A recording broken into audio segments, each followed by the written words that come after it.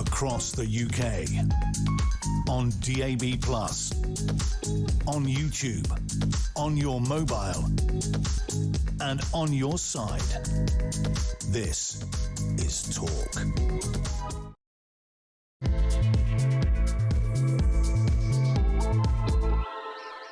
A very, very good morning to you. This is Talk. We are the home of common sense with me, Julia Hartley-Brewer. Fast approaching 3 minutes past 10, and whether you're listening on DAB+ radio, watching on YouTube, all the other ways of watching and listening, great to have your company. If you did miss anything from the show yesterday, or you're going to be popping, how dare you turn the radio off at any point today, you can go to my YouTube page, the Julia Hartley-Brewer Show, hit subscribe, and you never have to miss a thing. Coming up in this hour, we're going to spend all 3 hours talking about how brilliant that solar clip was last night.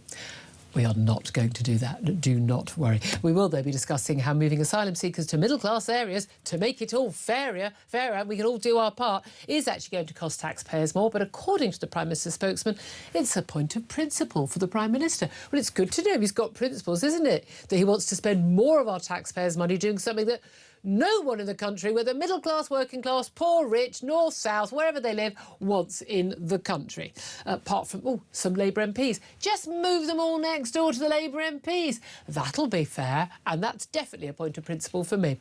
Also, we're going to be talking about Labour's Borders Minister admitting that housing asylum seekers will create, in poorer communities, will create civil unrest and has caused a problem. So, assuming they think that these nice middle-class people in the leafy shires won't be getting civilly unrested. I mean, it's all just madness, it really is. Meanwhile, 14 asylum seekers, extraordinary number this, 14 asylum seekers turning up on Britain's shores under Labour every single minute. Sorry, apologies, 1 every 14 minutes. Get it right. Still a terrifying number, 1 every 14 minutes under Labour. Love to hear your thoughts on that. Also going to be talking about all the wildfires. We've talked about that a bit this week. Labour's environmental policies now are being blamed for turning Britain into a tinderbox over wildfires because, of course, you know, rewilding basically means you don't clear the undergrowth and then you've got a tinderbox for the wildfires. Also, economic figures are out today for the last quarter. The economy grew at a slower pace in the second quarter of the year at 0.4%. Rachel Reeves, the former Chancellor, though, is saying that, this is good news. To be fair, it is under pressure from the war in Iran, but with no signs of that ending anytime soon and the Strait of Hormuz being reopened. Bit of a worry, for the current Chancellor, who has been remarkably quiet today on a day when you would normally expect the Chancellor to even make a statement. We'll talk about all of that, plenty more besides. Love to hear your thoughts on anything and everything we're talking about. If you want to call in and tell me how sodding marvellous the solar eclipse was last night, feel free, but I will think you're on drugs. But if you want to call in about the one legal migrant landing in Britain every 14 minutes under Labour, but Andy Burnham still thinks it's a good idea to move asylum seekers to middle-class areas, despite it costing taxpayers more, because it's a point of principle that we all have to pay our part, and it's fairer. I don't think it's fair for anyone to have asylum seekers near them. I live in a middle-class area, as I pointed out yesterday, and I still have an asylum hotel at the end of my road. So I think everyone's already playing their part, aren't they? And the constituencies that don't have any yet, well played to you, I would say. Bet your crime rate's lower, eh?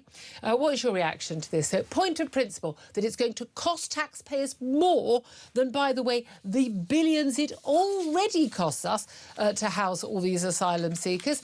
And that is a point of principle for the Prime Minister. I would love to hear your thoughts on all of that. Give us a call, 0344 499 1000. Text the word talk in your message to 87222. Get in touch with us on X at talkTV. Calls are charged at the national rate and text cost 1 standard network rate message.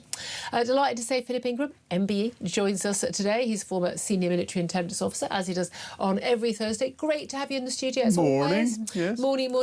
I'm going to have to ask you, it's what everyone was asking this morning, did you watch the solar eclipse? I did. And did you enjoy it?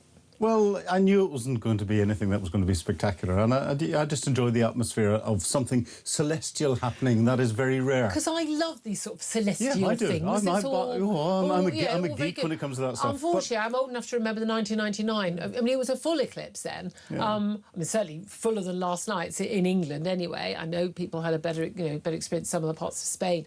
But I remember, standing on the roof of a building where I was working at the time, and, and it was, I think it was late morning, wasn't it? But it was during daylight hours, and it got really, really dark. and then really liked it again. And it was really something amazing and special. And I know a lot of people had much better experiences in our garden, to be fair. We didn't have the glasses and it went behind the trees. Yeah, exactly. At a crucial moment when we would have been able to look at it anyway. And I have to say, it was just a bit of a... But I was thinking, it was going to go really dark. It went a little bit darker. I mean, not dark, and then a little bit lighter. Turns out that 9% of the sun not being eclipsed is still a heck of a lot of sun. It's an awful lot of energy, yeah. And then what it did was it detracted from another fantastic celestial event last night, which was the Perseids meteor shower. Yeah. And therefore people are going, oh, the eclipse is boring. What's it? Oh, I'm not doing that. Yeah. But then the Perseids meteor shower comes around every year. So but also I think everyone's just a bit knackered by the heat, aren't they? Everyone's going, right. No. No, it's you're lovely. not. You're one of those lovely. people. Yes. Can I just point out, and I did tweet about this, genuinely, I was on the tube on the way to work this morning, as I get every morning, crowded tube, and the woman opposite me is wearing tights, a jumper, a padded gilet, like a full padded jacket, and a hat. And I'm looking Scandinavian. at her like, I'm looking at her like, what? Scandinavian, probably. She's thinking it's going to be 38 degrees today in London. Well, my uncle is he every summer he goes to Northern Ireland for 3 or 4 months because he lives in Phoenix, in Arizona, where it is over 100. Yeah. So it's 40 to 45 and yet degrees. Do people survive there? Because apparently we can't survive in these temperatures. But there we are. Let's turn our attention to the subject I want people to call in on in particular. Again, as you know, call in on anything you want. One illegal migrant arrives on our shores every single minute, and that's what's been happening ever since Labour took power in July 2024. More than 80,000 across the Channel in the 768 days since the party made it into number 10, according to The Sun. I mean, that is still an amazing stat. Now, the numbers have gone down. There's no doubt at all about that. But, again, we don't know why the numbers go down. Is it policy? Are they stopping the smaller boats? And that's why they're now getting these comedy 49-foot big boats. What is going on? Or has it just been the weather? Who knows? Are they going to other countries like Spain, where there's been this amnesty for people who've arrived illegally? I mean, you just don't know. Those numbers are extraordinary, they are still coming. And we may see a boom in them, we may see numbers going down. It seems to me it rarely has anything to do with policy from government. Meanwhile, we've had this announcement from the Prime Minister in an interview on Monday, where he basically said that for him, I mean, I find this fascinating. He said, I do have to say, we cannot have a situation where it's only the poorest communities in the country that receive all of the dispersal of refugees and asylum seekers. I do believe all parts of the country need to work to play their part. It's a challenging issue. We're working at it. We understand people's concerns. Now, people pointed out that, OK, if you're going to move people to more expensive areas, A, accommodation is going to cost more, and B, the idea that people aren't playing their part and that people have to accept them. The people in working class and poor areas didn't accept these people. They weren't asked, they didn't want them. In the areas where even councils have said we don't want them, in asylum hotels or houses of multiple occupancy, the government has ignored them and challenged any attempt to close down hotels and stop this from happening. It's going to cost everyone more. You could argue the middle-class taxpayers, the ones paying the taxes, paying for it. But, yeah, the brunt has absolutely been on poorer communities where there are just some cheapy hotels that haven't got anyone in them, and a load of houses that could be turned into houses of multiple occupancy where they're sitting vacant and they can put them in. And it's cheaper than housing them in, Mayfair, where, funnily enough, there isn't a load of really cheap accommodation available. Now, it is just extraordinary, though, that this is the solution. But fascinatingly, yesterday, it's just extraordinary. The Downing Street spokesperson has said that Andy feels that the current system is unfair, and as a point of principle, he wants to see a redress of the distribution. We all want to see fewer people crossing to the UK and a decreased use of all asylum accommodation, but it needs to be fairer in the meantime. He acknowledges that it would cost more money to do it more fairly, but that is what we need to do. That is insane. Oh, completely insane. Right, let's put some numbers behind this. 768 days, 80,000 asylum seekers. How much is that costing us annually? £3.6 billion. This week we had a boat come across the channel with 230 asylum seekers in it. That's 25 million alone. No, that's 10.35 million on an annual cost. Now that's at lifetime. But this is annually. So that's at £45,000 a year, which is one of the underestimates of what it actually costs. And TikTok Andy coming out and turning around saying he wants to redistribute them. Then he's going to have to change central government policy, because government policy puts a cap on the level of rent that there is that can be paid. Rent in some of the better areas is going to be more expensive, so he's going to have to throw more money at it. The Chancellor's going to turn around and say, we haven't got any more money to do that. So, but it's a point of principle. Well, yes, but what he's doing is he's lying in the same way that two-tier care did. Yeah. So TikTok Andy is doing exactly the same thing by coming out with a soundbite that makes his populist backbenchers sit up and but go, I've also, in his Makerfield constituency, he said this was something that people, he raised this in the day after in a speech he made. But again, this is one of the things, is that when he talks about, this points to people, everyone playing their part, but the highest numbers of asylum seekers are now in the northwest, in London, the West Midlands and Yorkshire, and the Humber. Some constituencies have never had anybody. Well played to them, I say. They haven't got that sort of accommodation. So, basically 1 in 10 local authorities have never hosted any.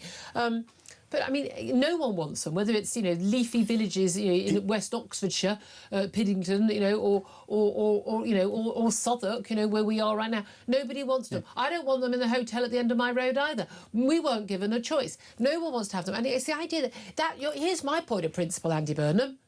Why do we not let people who've illegally entered our country stay here? Yeah. And if we are going to have them staying here while we process them, A, the processing shouldn't take years, which it does. When he says in the meantime means 10 years. Yeah. I mean, but but while they are being processed, they should be behind bars. They need to be locked up in camps and not allowed to leave, not allowed to work illegally, not allowed to commit crime, not allowed to sexually assault or to rape, just not allowed to be here. And if you're a genuine asylum seeker, you're fleeing genuine persecution, you're getting your 3 meals a day and a shower, and you've got a bed, and you're safe, you will be grateful for that. Yeah, he's missing the trick with this. And the trick is to get them out of the country. People don't want them here. Well, if we can't stop them coming in, and the French aren't doing it, the legal aspect of trying to stop them crossing the channel is really difficult. So as soon as they land, they're picked up and they're put into holding camps, which are secure, that they're not allowed out of until they're processed, and they're processed out of the country within 7 days. Exactly. That should be the policies coming out. It's fascinating. Yesterday, Anna Turley, who's the Borders Minister, she said that housing asylum seekers in poorer communities has created real civil unrest. That's put a huge burden on local communities because they're taking more than their fair share. We want to make sure that we're managing the system much better in a more sustained way. No, we don't want it. No. We don't want it. I'm also saying that's reducing the impact on the communities. Well, then don't have these people in local communities. Yeah, throw them out of the country. Well, some of these places they're looking at, I mean, and indeed, it's a Labour MP who's actually Rachel Maskell, MP for York Central, one of several prominent Labour politicians, opposing plans to sort of convert former barracks in their areas. There's basically a plan to put 1,200 men in RAF Linton-on-Ouse in North Yorkshire. Plan had been made in 2022, but fierce local opposition, very organised, they managed to stop it. It's back under consideration. But, we look dwarfing the number of people in the local area. We've got the residents of Piddington, I mentioned earlier, an Oxfordshire village. They've got a population of 400, and there's a plan to rehouse 1,250 single adult male asylum seekers in a nearby MOD storage depot. And they've had this wonderful symbolic vote to secede from the UK. I think that's a brilliant plan. I mean, it's just mad. To add to the insults and things, volunteer clowns, by the way, there is no sentence in the English language that ends well, which begins with the 2 words volunteer clowns. That's a giveaway. That's the cabinet, isn't it? It's a giveaway. No, that we pay those clowns. It's a giveaway that the sentence is going to go downhill very rapidly. A queue of migrants in Calais, I kid you not, watched in bemusement as volunteer clowns attempted to lift their spirits. It's juggling, performance, etc., It's a camp at Lune Plage on the outskirts of Calais, where 2,500 people are waiting, basically paying their journey to the UK. I mean, absolutely extraordinary. This guy, there's a woman, Laurence Kettel, and her dungaree-clad troupe. I mean, everything about that sentence upsets me as well. Began performing under the stage name Clown Holala, after the exodus of Syrian refugees during the Civil War in 2016. I mean, just go away. Go away, people. I mean, we are living in mad territory, aren't we? Lock these people up. I'm sorry. Leave your asylum seekers free. The volunteer clowns. Yeah, not in our country, at least not our problem. Yeah, exactly. To be fair, maybe this is why they are fleeing France, because there are they're being imposed. There are women like, you know, in doing dungarees. women in dungarees. There you go. That's the start. Doing clown stuff at them in Calais. No wonder they're getting on the rickety boats. They're desperate to get away from it. Get away from the French. Yes. I think we finally solved the issue. Yes. Let's talk to Macron about the clowns. I mean, I don't know. Do you think they're doing mime as well? Oh, almost certainly. I mean, if it was mime, fair dues. Give those people asylum today. But just think of the cultural difference. It's going through my head. Comedy is very, very difficult to translate across different cultures. There's only one country that does comedy well. All the rest of it. And it's Britain. Yeah. The only reason America has good comedy is because of Britain. Yeah. It's as simple. It's really... I worked in Germany once. Oh, my God, they still thought Benny Hill was like the height of comedy. Seriously. I had a good German friend who loved Hello, Hello. Hello, Hello is actually quite funny. Well, yes, but is it the height of comedy genius? I think perhaps not. Let's talk about other very serious stories. Simon Levy, a serial sex attacker, apparently with a morbid fascination basically with rape. He's been jailed for the rest of his life. Finally... found guilty of murdering 2 women, raping a third. The Old Bailey yesterday, the judge, Mark Lucraft, sentenced him to the whole life order, so he'll never be released. About time. But it comes after a litany of failures from the police and the Crown Prosecution Service. He just carried out attack after attack after attack, often on on London transport. He kept being on bail, officially monitored by the Met, while he continued attack after attack after attack. He's even let out of prison and not interviewed for 5 months after a serious sexual assault on a female prison officer. I mean, it's just utterly extraordinary. Women who were abused by him, who were raped by him, assaulted by him, repeatedly told the police who he was, where he lived. You know, again and again, nothing done. We've had the Met Police Chief, Sir Mark Rowley, talking today at the BBC, basically saying, look, he's apologised again and again and again. But he says basically they've got, you know, more than 10,000 registered sex offenders in London. They've got an extra 100 added to that list every 3 months. But the Met is 4,000 officers and backroom staff, smaller than it was 4 years ago. And he said we cannot be expected to manage these people. The probation aren't doing it. We're left doing it. We've got more people to manage who are dangerous than our counter-terrorism colleagues are monitoring. We can't keep people safe. I mean, he's apologised again and again and again, but we've got, you know, more families of victims coming forward going, what does someone have to do to get put behind bars? And this comes up again and again, which is that we're constantly told the police they're not arresting people who steal phones or bags or anything, but because they're focusing on the serious crimes. No, they're not focusing on them either. Well, this is where there's a lack of accountability. You know, someone somewhere has taken the reports of these rapes. Someone somewhere has looked at them and made an assessment as to, we're not going to go and nick him today, we're going to monitor him a little bit harder. Someone somewhere has made a decision to take that off a priority list. Those individuals, I'm afraid, need to be held to account. Need to be sacked, because they're obviously not up to the job. Because if you had a doctor who decided that, you know, every doctor that sort of misses a patient's diagnosis and all the rest of it will then go through the General Medical Council and will be held to account. Well, not everyone. If they're identified and is pushed through, we're not seeing the same sort of level of holding account. But I don't know how many times the Met Police can apologise. And a lot of these crimes were taking place since Wayne Couzens and David Garrick, you know, other cases of police officers who, again, I mean, there were so many chances to catch Wayne Couzens, the police officer who abducted, raped and killed Sarah Everard. Yeah, this is where the buck stops at the top. And if Mark Rowley doesn't get it sorted, and it's his problem to sort, funding and others, these are priorities. At the end of the day, you've got to do what you've got to do with the resources you've got. And again, even if they were tackling people like Simon Levy, OK, they're not doing anything to find the guy who's out for bail for over a year now of the theft of my handbag in 2024. You could almost think you could vaguely live with it. Yeah. Not really. I don't think there's an excuse for that. But they're not doing either. They're not doing anything, and this is the trouble, and therefore what they're doing, you know, and the wording that came out from Sir Mark Rowley, where he turns around and says we don't have the resources. So he's actually using the fact that a criminal has been allowed out to rape women across London so that he can bid for more money. Well, I'm sorry, that's sick. He should go. And the extraordinary thing today, also emerging in the papers, that Labour has admitted that it's still, despite the lack of prison places that we've seen, despite all these emergency releases from 23 under Tories, 24 under Keir Starmer, and now again coming up in October, from October, 6,000 criminals, many of them very dangerous, very likely to be prolific repeat offenders, being released early from their terms. Labour still has no plans to build any new prisons. Now, there are also new prisons coming online, but those are new prisons that were set and trained by the Tories. There were prison places that were increased under the Tories. However, at the same time, they mothballed. I think they had 5,000 new places, and they mothballed 5,000 places. Guess what? We ended up with no new prison places while sending more people to prison. I mean, it is utterly, and for longer, it is utterly extraordinary that no one is planning to build new prisons. They cost a lot of money. They do take time.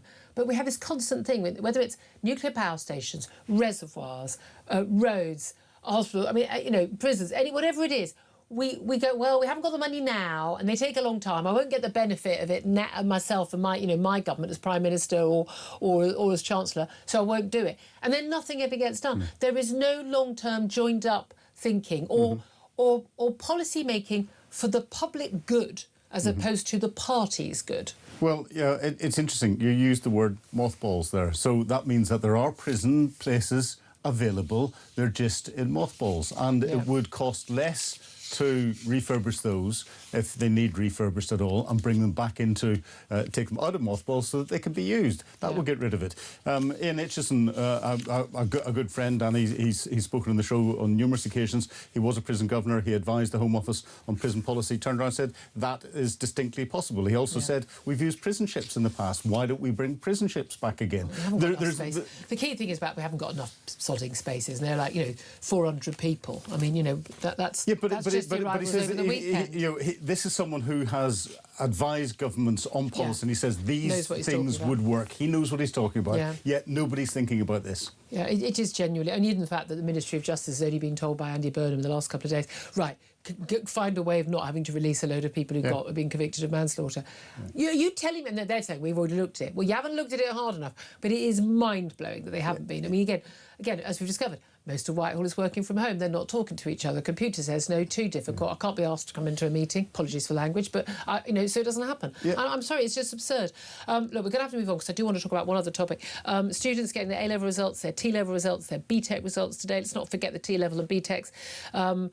Those kids, by the way, are probably going to earn more than your kid doing media studies at uni, even if they've got a good place at a good uni. Just throwing that out there to you. But a record number of students are going to basically find out they've got their place. Incredibly, a quarter of places now are going through clearing. I've been on the phone with friends whose kids have got into Oxford, kids who've got into the other university of their choice, have managed to get their second place. They're really, really happy. But also, friends going really worried about, my kid's going to go into clearing, but there aren't any good places left. And I went, no, there are like 3,500 places available. At top Russell Group universities, the top sort of 20-odd universities in the country, including subjects like maths. I mean, good, solid, proper subjects. Those places are available. You can basically, if you've got better grades, you can basically get yourself into a better uni than you've perhaps accepted an offer for, and if you've got worse results. But basically, the odds are, if you've missed your results by 1 or 2 grades, the odds are you'll get into the course you've accepted anyway. Because, of course, universities aren't getting a load of foreign students anymore. And I don't know what this is. I mean, we understood during COVID they couldn't travel. I wonder how much that is down to the fact that they know they're arriving here. They're not going to, we're told, going to be able to bring half their family with them and get to stay for a very long time. They probably would be allowed to, but, stay, but because no one will notice. They're also probably aware that they're not getting much teaching. A lot of universities are still doing an awful lot of stuff on Zoom. I know people who've got kids at universities who are basically barely getting any contact with their tutors at all. I don't know what the hell they're paying, 9.5+ grand a year for, plus all the maintenance costs as well. They're not getting very much. They're thinking it's not very good value, despite the fact we genuinely do have a world-class university system. But a lot of these universities now say they're going to go under. I say good. I think we need to probably cut on a university. I mean, at least a third need to go under. We need to stop all the Mickey Mouse courses that aren't going to get anyone a job, but aren't intellectually or academically stretching at all, and get young people into work, into training sooner. That's actually going to leave them with better job prospects. But if they are academic, if they've got a particular vocation and it does involve a degree, go for it. We need to de-Blairise our higher education system and bring the polys back that will focus on a lot of the more vocational studies and a lot of those with T levels and BTECs and all the rest of it to progress through, and those that want to go up an academic or professional academic chain to go into that. And we need to cut the funding for all these Mickey Mouse degrees. It's just ridiculous. I feel so sorry for all these kids who come out. They told this deal, and they go, "Well, I got to university, I'm going to get this bonus," and they go, "Well, I'm not going to take that job because it's not a good graduate level job." I hate to tell you, you're going to probably end up doing a non-graduate level job. Although a lot of jobs now, even you work as a barista, we want somebody who's gone to university because they just assume everyone needs to go to university now. But it is genuinely absurd to get yourself into 50 grand's worth of debt unless you've got a particular plan, something you want to do via uni. I mean, it is just true. I think also we really need to look at uni being a 2-year thing, not a 3-year thing, without the long breaks and getting people focused and then people being able to go to uni from home. I had a wonderful time. I went to Oxford, had a fantastic 3 years. I was on a full maintenance grant. I was being paid to go to uni. Now, if it was up to me, I'd have fewer people at uni, and I would make darn sure, and I'd have grammar schools in every area. I'd open them in every single poor area to make sure that people were getting, young people from poorer backgrounds could absolutely get the top class education that they need. And I would bring back full grants. Yeah, we need to break the psychology. No fees. I wouldn't have fees. We need to break the psychology where you have to have a degree to do everything. My mother was a nurse. She did not go to university to get nursing. She did it as an apprenticeship, as a student nurse working the whole way through. That's whenever nursing worked, because you were taught from a practical perspective. You were taught on the wards and with patients. There's a very snotty attitude from a lot of people, both in the political world, and I know that Andy Burnham, Keir Starmer, they talk, and all the politicians talk a good game on this, and then you'll find on a day like today they're trying to get their kid into a top university. But at the end of it, it's what suits people and where the jobs are. All these, the media studies, the psychology, things like, there just aren't jobs. This is not how you go and get yourself a job. It's just absolutely crazy. But there is a very, very snotty attitude to people who don't go to university from a lot of people who do. That idea, if you're not clever. I'm sorry. And again, that attitude it came out very much during Brexit. With that whole idea. People who voted for Brexit were less likely to be university educated. They were also more likely to be older at a time when 10 or 15% of the population went to university, not 50%. But the idea that somebody who didn't go to university has worked all their life and done really well in life, and the idea that who can, by the way, probably do mental arithmetic 20 times better than some of these youngsters who supposedly got a top degree from a university. I mean, it's so insulting. So insulting. It was Tony Blair that changed this, made it that everyone had to get to university, and then instead of he put a status with it. It was a way of getting people off the unemployment rolls. Well, yeah, but he put a status. You just go on the unemployment rolls with 50k's worth of debt. Exactly. He tried to put some form of status with it, and then undermine the class system or tied into the class system. And then he brought in tuition fees for people who are in debt for years. He's confused the country. Yeah, absolutely. I'd love to hear your thoughts on anything and everything we're talking about. Lots of you already on the phone lines right now. We'll get your calls up next. After that, we'll talk to the brilliant, the wonderful Brendan O'Neill. This is Talk.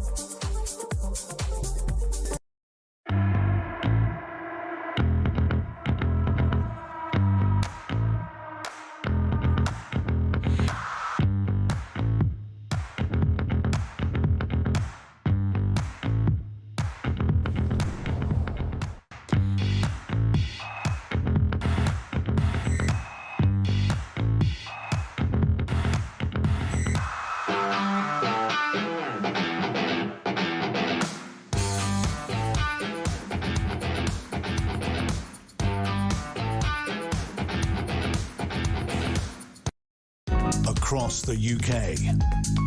On DAB+, on YouTube, on your mobile, and on your side. This is Talk. This is Talk 10:32 is the time. Let's get straight to your calls. Vivian is in Devon. Hello, Vivian. What do you want to say? Hello. Andy Burnham saying, hope in everyone's heart. Well, I'm hoping to God I don't get migrants next to my middle-class house. Why not? Because we have worked all our lives for this house. Yeah. My husband had a very demanding, stressful job. Yeah. This is his reward. Yeah. And now it's going to be made almost worthless by some illegal migrants. I'll call them illegal because they broke into the country. They are, yeah. Yeah. And we'll be paying them to make our house worthless through our taxes. Yes, that's the bit that really sticks in the craw, isn't it? It's like we're paying for the cost of the people who will be doing damage to us. Yes. Yeah, and it does. I mean, it does. And I can certainly say, I can tell you just from my street, just in terms of even, you know, where I know that I know the buildings that are houses of multiple occupancy in a very, very nice leafy street. And you can see there's always rubbish outside. No one looks after it. You know, everything's dirty. There's, and you know, you just, you know, they're the ones who leave the rubbish bins out for 6 days a week. You know, no one cares. It's not theirs. It's not their responsibility. Yeah. You always want to, if you work, you always want to live next door to people who work. 'Cause it means they don't have parties till 4 in the morning as well. No. It's these little things. And again, I look, here's my thing. So I go to work every day, so I don't have to get buses. I spent enough years of my life having to get buses. I hate getting buses. I hate the people on buses. I hate the feral school children on buses. I don't want to have to get buses. I consider it a great privilege in my life. I never have to get a bus. And one of my things I'd also work for is not to have illegal migrants living next door. Yep. And also, less money to leave when we die. Yeah, because you've got a right to do that. Mm. Yeah, no, Vivian, I think you speak for the nation. As you said, Andy Burnham promised, I want to give you hope in every heart. Yeah. And when he said growth in every postcode, I don't think he meant growth in the number of asylum seekers either. Daniel is in Epsom. Good morning to you, Daniel. Morning, Julia. How are you? Very well indeed. How are you doing? What do you want to say? Well, I want to talk about Burnham because he's saying that, well, it's fair if we distribute the illegal invaders around the country. I'm sort of sitting there thinking, you're so out of touch with, like, the British majority. Yeah. We don't want them here. We send them home. We don't want them here. We don't want them in hotels. We don't want them in poor areas. We don't want them in richer areas. We don't want them, full stop. I'm not being funny. We can actually see the decline around us all the time. Yes. You know, we can see the decline and degradation. We can see that mass immigration from the third world is destroying the fabric of Britain. It's ruining our home. We don't want it. We've never wanted it. Stop distributing them anywhere and just get rid of them. I don't care what you have to do. You work for us, and the British majority do not want them here. Send them home. Here's my thing. I think every single government has been elected and promising to deal with this issue, and every single government that fails gets thrown out. That's my belief. I genuinely don't believe that Andy Burnham is going to win a general election, whether he calls it in 3 weeks' time or in 3 years' time, simply because he will not grip this issue. And no government that fails to grip this issue is going to get elected. I can't believe there's still people out there voting Labour and Conservative. I don't understand it. Look, we've all seen, like in 1997, this country was in the black, it had zero public debt, right? And the population was about 50 million. Now it's 72 million and we owe £3 trillion, OK? There's been a massive decline in this nation in the last 28 years, right, since 1997.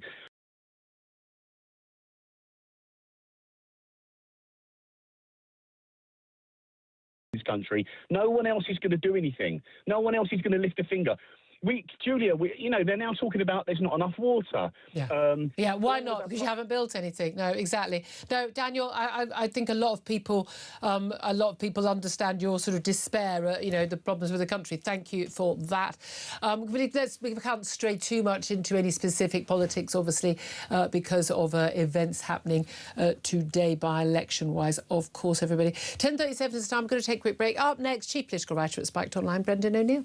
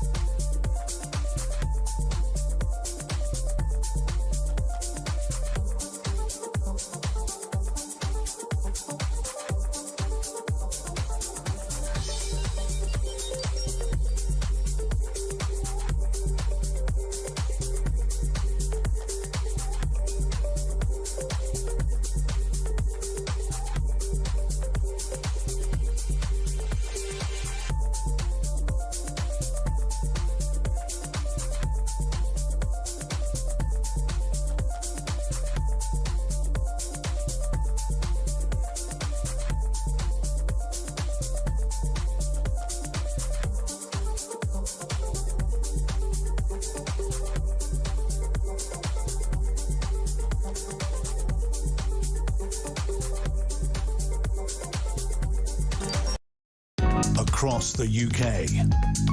On DAB+, on YouTube, on your mobile, and on your side. This is Talk. Morning, welcome back. 10:39 is the time. Let's go straight to Brendan O'Neill, Chief Political Writer at Spiked Online, who joins us to talk about all the big stories. Morning to you. Hi, Julia. How's it going? Very well, thank you. Well, not that well, actually. Thank you very much, because, you know, we've got a government yet again hasn't got a clue what it's doing and not listening to the people.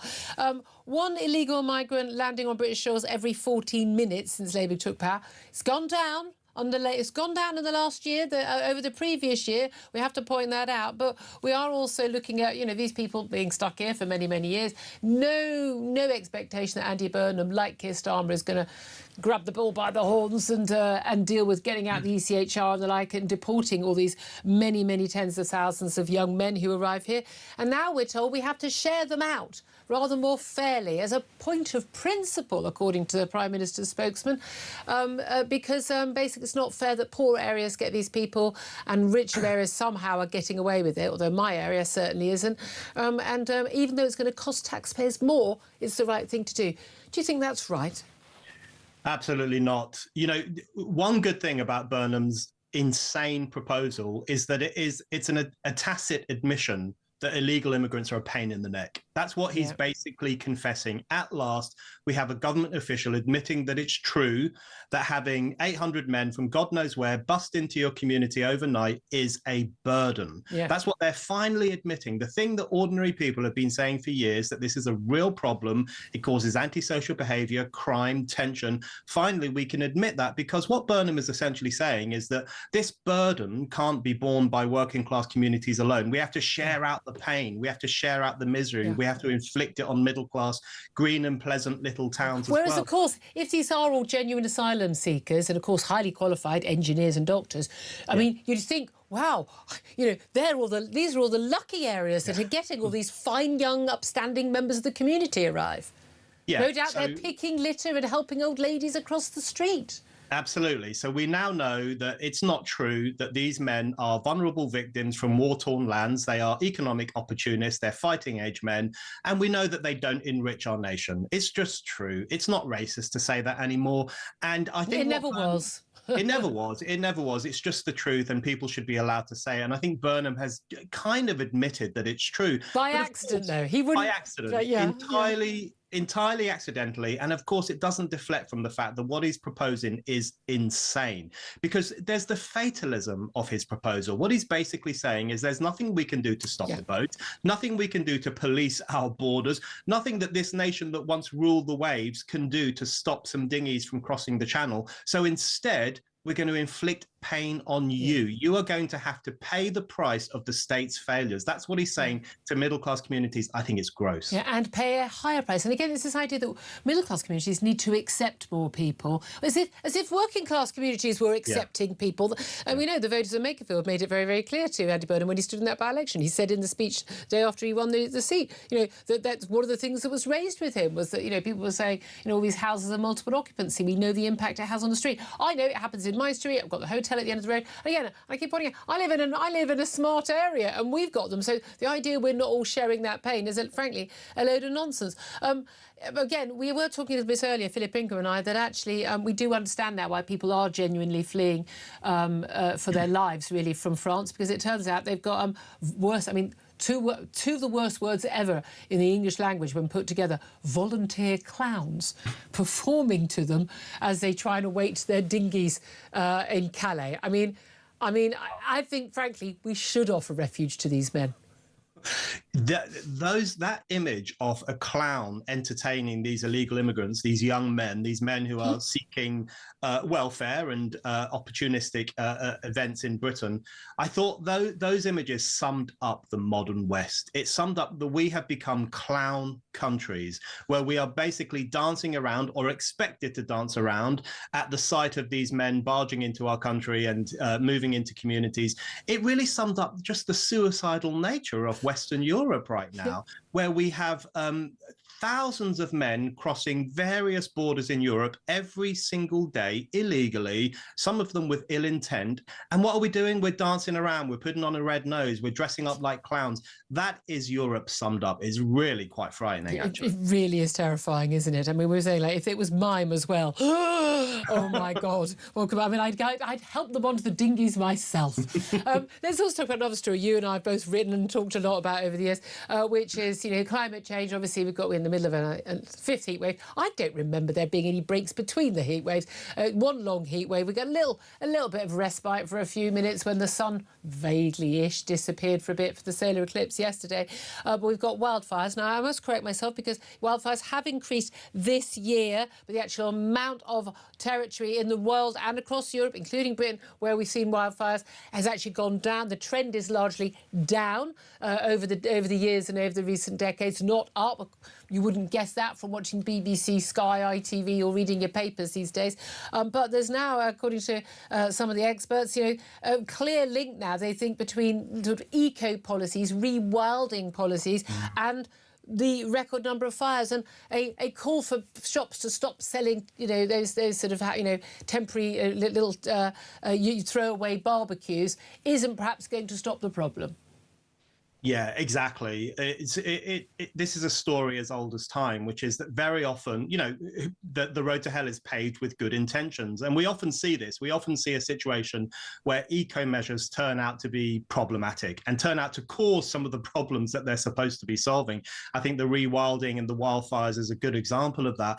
But, you know, the whole discussion around this heat wave is driving me round the twist. I think it's actually illustrated the lunacy of climate change alarmism, because even if we take everything they say as being true, even if we accept that this kind of heat is man-made and it's probably going to get worse over the next few decades, what are we supposed to do? Go back in time and stop the Industrial Revolution? Or, you know, fly to China and instruct the communist government not to build any more factories and airports? Right, okay, so let's say industrialization causes these problems, then we have to find ways to deal with them. We need an air conditioning revolution. We need to be much better at managing wildfires. We need to get serious about acclimatizing Britain to a warmer environment. And instead, what we get is all this self-flagellation about modernity and progress and industry and how horrible it all is. I think what we're seeing is the exposure of climate change alarmism as a real folly of the middle class. Oh, absolutely. And again, even if it were the case that man was contributing at all, or even more than just a little bit, towards global warming, which I think, again, by the way, everyone, that is still just a theory. Even if that were the case, it would still be worth it, because in terms of the quality of life that people have, the length of life that people have living, you know, you were lucky if you didn't die in childbirth, if you didn't die in the first 12 years of your life, if you made it past the age of 12, you were lucky if you lived to 40 or 50, lucky 100 so years ago. And now people are routinely living to not just 70, 80, even 90 and 100. I mean, people, you know, in terms of everything we can do, the quality of our lives, the freedom for women, a washing machine, one of the greatest things that's ever happened to women's liberation. I mean, I'm not joking, genuinely serious. The car, the aeroplane, I'm sorry, the computers, this little gadget I've got in my hand, this iPhone that has the entire world's knowledge in one place. These things are so worth 1.5 degrees of warming. I could not agree more. I mean, the narcissism of these people saying, oh, no, it's really hot in my local park in Hackney, therefore we have to... Put a fan on. Yeah, therefore we have to wind back all those wonderful developments that you've just outlined there. But also the other thing, on top of the fact that life is getting longer and healthier and freer, there's the fact that fewer and fewer people are dying in natural disasters. Or from starvation, because we've got or from more starvation, or even from heat waves. And I'll tell you why, because humanity has learned to deal with these things. Look at a place like Singapore. Singapore was a place where you couldn't work 60 or 70 years ago because it's so swelteringly hot. They had an air conditioning revolution. Now it's an incredibly productive country. We just need to get a grip. We need to acclimatise. We need to celebrate these things. We really do, absolutely. Look, I've not got much time. Keep this as brief as you can. I know this is another 20-minute conversation in real life, but I must ask you about Jason Ardern. He resigned Wednesday last week as a Cambridge professor, basically exposed as a complete Walter Mitty character. I know you've written about him, I've written about him, but Cambridge's Vice-Chancellor, Professor Deborah Prentice, has described him, the Jason Ardern fiasco, as an aberration. This says they launch a full investigation into his appointment and saying they need to sort of perhaps look at other ways ways to make appointments. What do you make of that? Not an aberration at all. And we know it's not an aberration because the entire academy fell for his alleged grift. And so it sums up the problems within the university, within the media, within those sections of society. This isn't an aberration. It's an illustration of the problems that we face. 100%. Brendan O'Neill, always great to get you on. Chief Political Writer at Spiked Online. Quick response from Philip Ingram to any or all of that? Well, he's 100% on the ball. Brendan always is. You know, there's so much misperception as to what's going on because we still have politics by soundbite, and it's populist soundbite.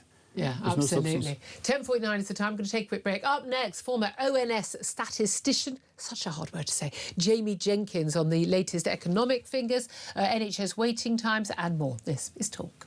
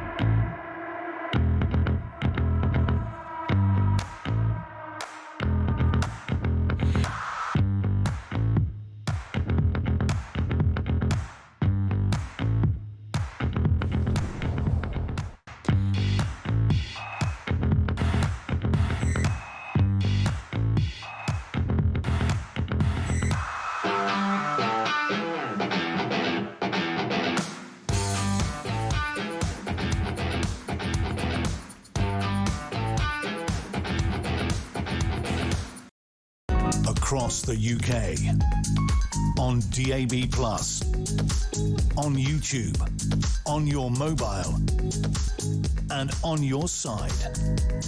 This is Talk. Good morning, welcome back to the show. 10:53 is the time. I'm Julia Hartley-Brewer, joined right now by a former statistician with the Office for National Statistics. Oh, I managed to do it without taking my teeth out then. Jamie Jenkins joins us. Good morning to you, Jamie. Morning, Julia. Thank you always you. do well saying that word.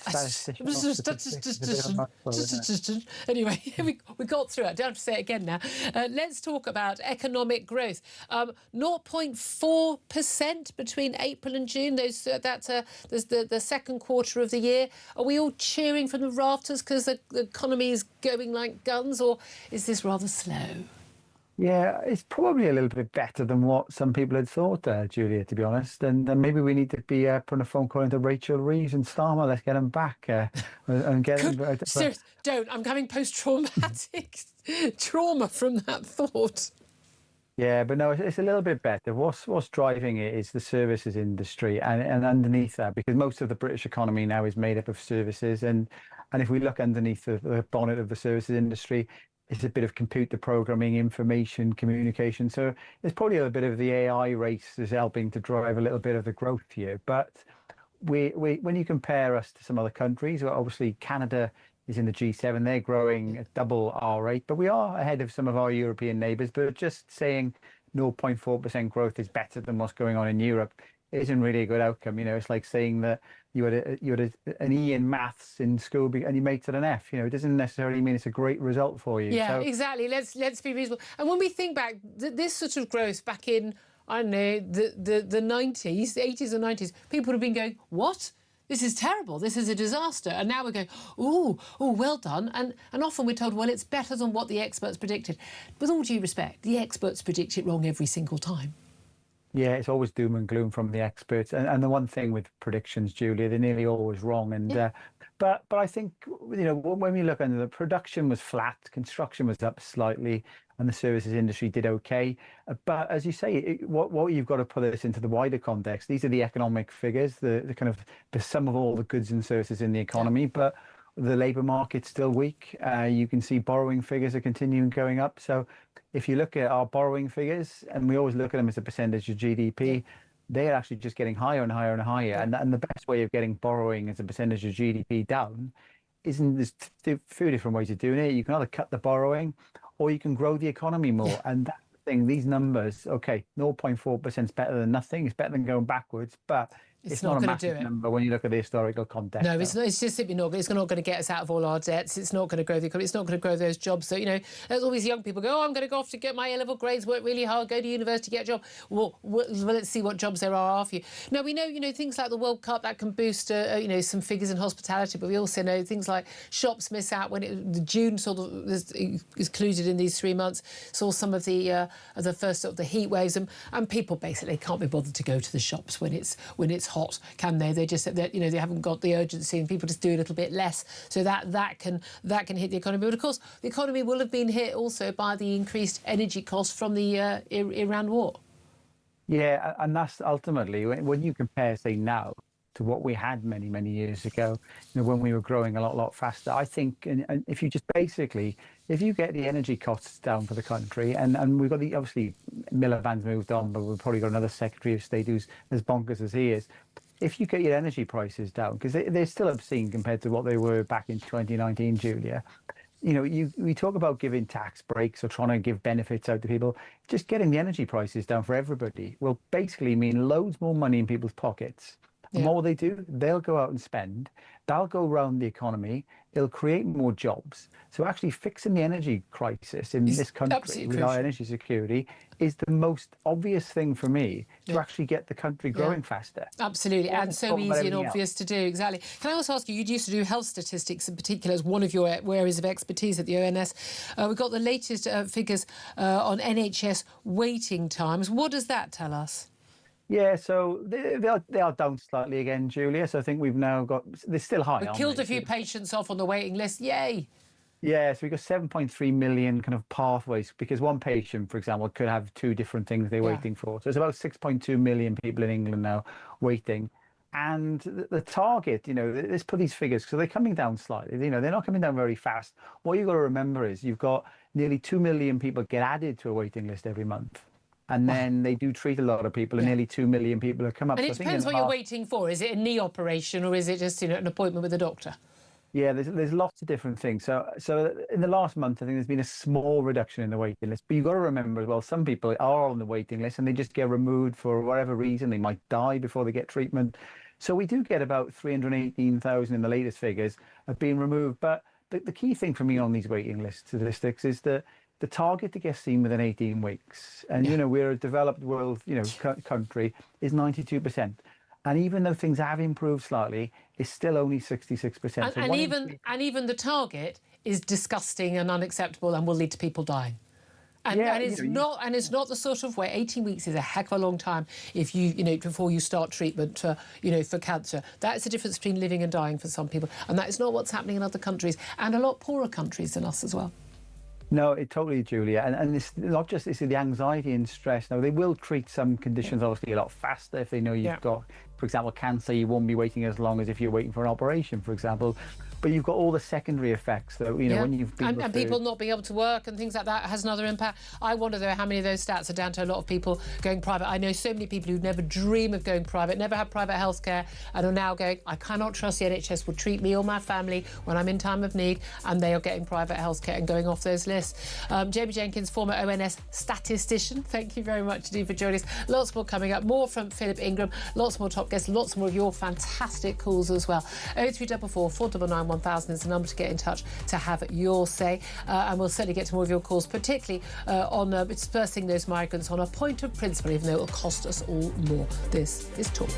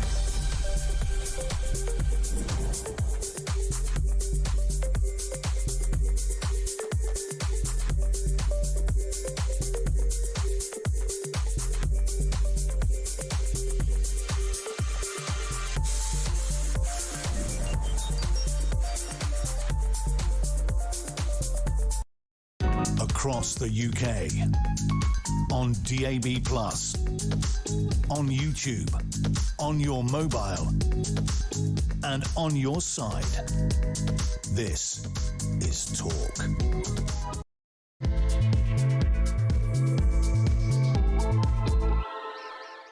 Very good morning. Welcome back to the show. Fast approaching 3 minutes past 11. This is Talk, the home of common sense, with me, Julia Hartley-Brewer. And whether you're listening on DAB Plus Radio, watching on YouTube, or any of the other ways of watching or listening, great to have your company. Do go to my YouTube page, Julia Hartley-Brewer Show, if you have missed anything from the show, or you have to pop out and you're going to miss any more. We're going to be discussing more about moving asylum seekers, or aka illegal migrants, to middle-class areas, even though it's going to cost taxpayers more, according to Andy Burnham, spokesman. It's a point of principle for him, according to him. A point of principle to pay more, to make us all take our fair share. Plus, Labour's Borders Minister has admitted that housing asylum seekers in poorer communities has created civil unrest. It's almost like no one wants these people, isn't it? Funny that. Meanwhile, hundreds of thousands of students in England, Wales and Northern Ireland have received their A-levels, T-levels and BTEC results this morning. We've seen top grades in A-level have improved for the third year in a row. Yeah, we always knew that was going to happen post-COVID. Everyone got an A or an A-star for a couple of years over COVID. Then they had to batten it down, and now we're back to higher grades. But more and more young people will be able to get to their top university choices, or at least their backup university choice, even if they don't get their grades today. Probably already in the clearing system, deciding what they're going to do, because so few foreign students are now coming to the country. We'll be talking all about that. Plus, Labour's environmental policies have been blamed for turning Britain into a tinderbox after a record year for wildfires. But bearing in mind, the actual trend for both Britain, Europe and the whole world is for wildfires to be on a downward trend, not upward. Not that you would know that if you watch the likes of BBC or Sky. Lots to talk about today. Delighted to say joining me for the chat, as always on a Thursday, Philip Ingram, MBE, former senior military intelligence officer. Morning once again to you. Morning again. Are you coping with the heat? I am. It's lovely. Did you like the heat, don't you? Yeah, well, yeah, I do like the heat. I do like the cold as well. I hate the sort of damp, wet, the sort of British weather. In you don't like British weather? Well, I do like British weather. That is British weather. No, it's not. I just dislike. Yeah, I just dislike the dampness. But when it's hot, dry, it's lovely. You like proper weather. Proper weather. Proper seasonal weather. Yeah, we're getting a lot of proper weather at the moment. And we talked a little bit earlier about the solar eclipse, which I thought was a little bit of a after the 1999 eclipse, which you saw proper during the middle of the day. Proper full on. It went dark properly. Last night, I mean, it was behind trees, to be fair. We didn't have the glasses. 2 weeks ago, I started looking for these glasses, couldn't find any. But at the end of the day, I mean, it didn't even go dark. Yeah, well, we knew it was only going to be sort of a 95, 96%. 91% for London. And therefore, the sun is very, very powerful. You're not going to see a lot. Well, it turns out 9% of the sun is a lot of sun. Yes. My friend Bertie Spothwell, and she did tweet this, but she sent it to a group chat we're in. She said she and her entire family basically, they have this sort of equipment because they have this sort of, they do this on their farm. They had all the kids basically wearing welding masks, full-on welding masks to protect them. Yeah, that worked perfectly well. Here's my funny fact of this today. Apparently, by about 7 o'clock this morning, there had been a 5,000% increase on Google searches since the eclipse last night for the words "eyes hurt." Because people did look at the sun, or even you look at it with the sunglasses on, you think it's fine, or you look at it with your eclipse glasses for too long, because it does damage you. And when they say it damages your eyes, it does actually damage your eyes. So are you saying there's more than one born every minute? There's a lot more than one born every minute. I tell you and what. Most of them are in government. And most of them are in government. There's also one illegal migrant every 14 minutes. Thank you for that lead-in. Landing in Britain since Labour took power. This is an article in The Sun. I mean, again, these aren't new stats, but it's just... When it's put in that context and you realise just how many people, largely young fighting-age men, arriving in the country, it kind of tells you everything. More than 80,000 people crossing the Channel in the 768 days since the party made it into number 10 under Keir Starmer in July 2024. Now, figures in the last year have gone down, but we never know why they go down and what the particular reason is that they've gone down. And is it because people thought that people might be sent back? Is it the one-in, one-out policy, putting people on BA flights to... they found the most expensive flights they could to Paris to take our illegal migrants. Is it because Spain was basically offering an amnesty, and why the hell would you come to Britain when Spain was saying you could work here and live here legally? I mean, who knows? But the problem is not getting any better in terms of what happens, because it doesn't matter if it's 40,000 or 30,000 or 20,000. It is still tens of thousands more fighting-age men from war-torn countries, from countries largely that do not share our values, our attitudes to women, gay people, legality, you name it, arriving in our shores and having to be put up at huge taxpayers' expense in the billions. And the key solution to this problem, according to Andy Burnham and Number 10, is we should share them out more widely. Roughly 1 in 10 constituencies in this country has never had a housed an asylum seeker. I say, well played to you. Can I come and move there? But more affluent areas need to take them, not just constituencies like his in Makerfield. And he thinks it's a fair way to do. We all need to play our part, and middle-class areas need to accept these people. And this has been, I mean, they've doubled down on this. Number 10, speaking on behalf of the Prime Minister to one of the papers, has said yesterday, he feels this is a point of principle. I mean, that's not a point of principle. No, not at all. And your policy, one in, one out. No, I'm no mathematician, but if you send one out and you get one back in, that doesn't reduce the overall number. And You and your clever, and maths. 80,000 in the 768 days this government's been in. That's costing us £3.6 billion a year. But we have that no we money don't to need, buy that we don't need to pay. prisons. Well, exactly, and that's only at £45,000 a year. Other people are saying it costs £50,000 a year, so it's even more. Well, We've the no money to build answer is to prisons. let them work and give them safe and legal routes, Philip. That's what we're told by the lefties. The answer is to throw them out. I'm sorry, these are illegal migrants that should not be in this country. They've no right to be here. We get rid immediately. We hold them in secure camps when they come in. We don't let them wander around communities, raping and everyone thinks, well, that means we'll have loads more here. No, they would disappear. Yeah, they would go. That would stop them, because the incentive to be here would go away. We've even got Francois Macron turning around and saying to the British Prime Minister, he said to Keir Starmer, you need to stop the incentive for these people coming in. That's the only way to stop them coming across the channel. Absolutely. And again, they stopped the supply of small dinghies and slightly bigger dinghies, and now they've got, even bigger mega dinghies, 49-foot dinghies. But that was such a shocking image that we saw from Monday, wasn't it? And I think that, again, that really puts focus. I mean, this is rapidly turning into, like the early release from prisons issue, a very big political hot potato for Andy Burnham. It is very big. And for those individuals that are coming across, they see the financial rewards as worth them risking their lives to have 230-odd people on a dinghy crossing. Well, I'm told, actually, these people, you think, well, they're crazy to risk their lives, and I've got very little sympathy for people if it all goes wrong. What were you thinking? What were you thinking? Yeah, exactly. But I mean, I'm not. I'll get out of a. I'm abroad. I'm always amazed. People, get into a cab and don't put a seatbelt on. And go, well, fine. And then something. There was an accident. And you were injured. Well, why did you think the seatbelt wasn't necessary? Because you were in Spain, not in England. I think people are crazy. They often take stupid risks.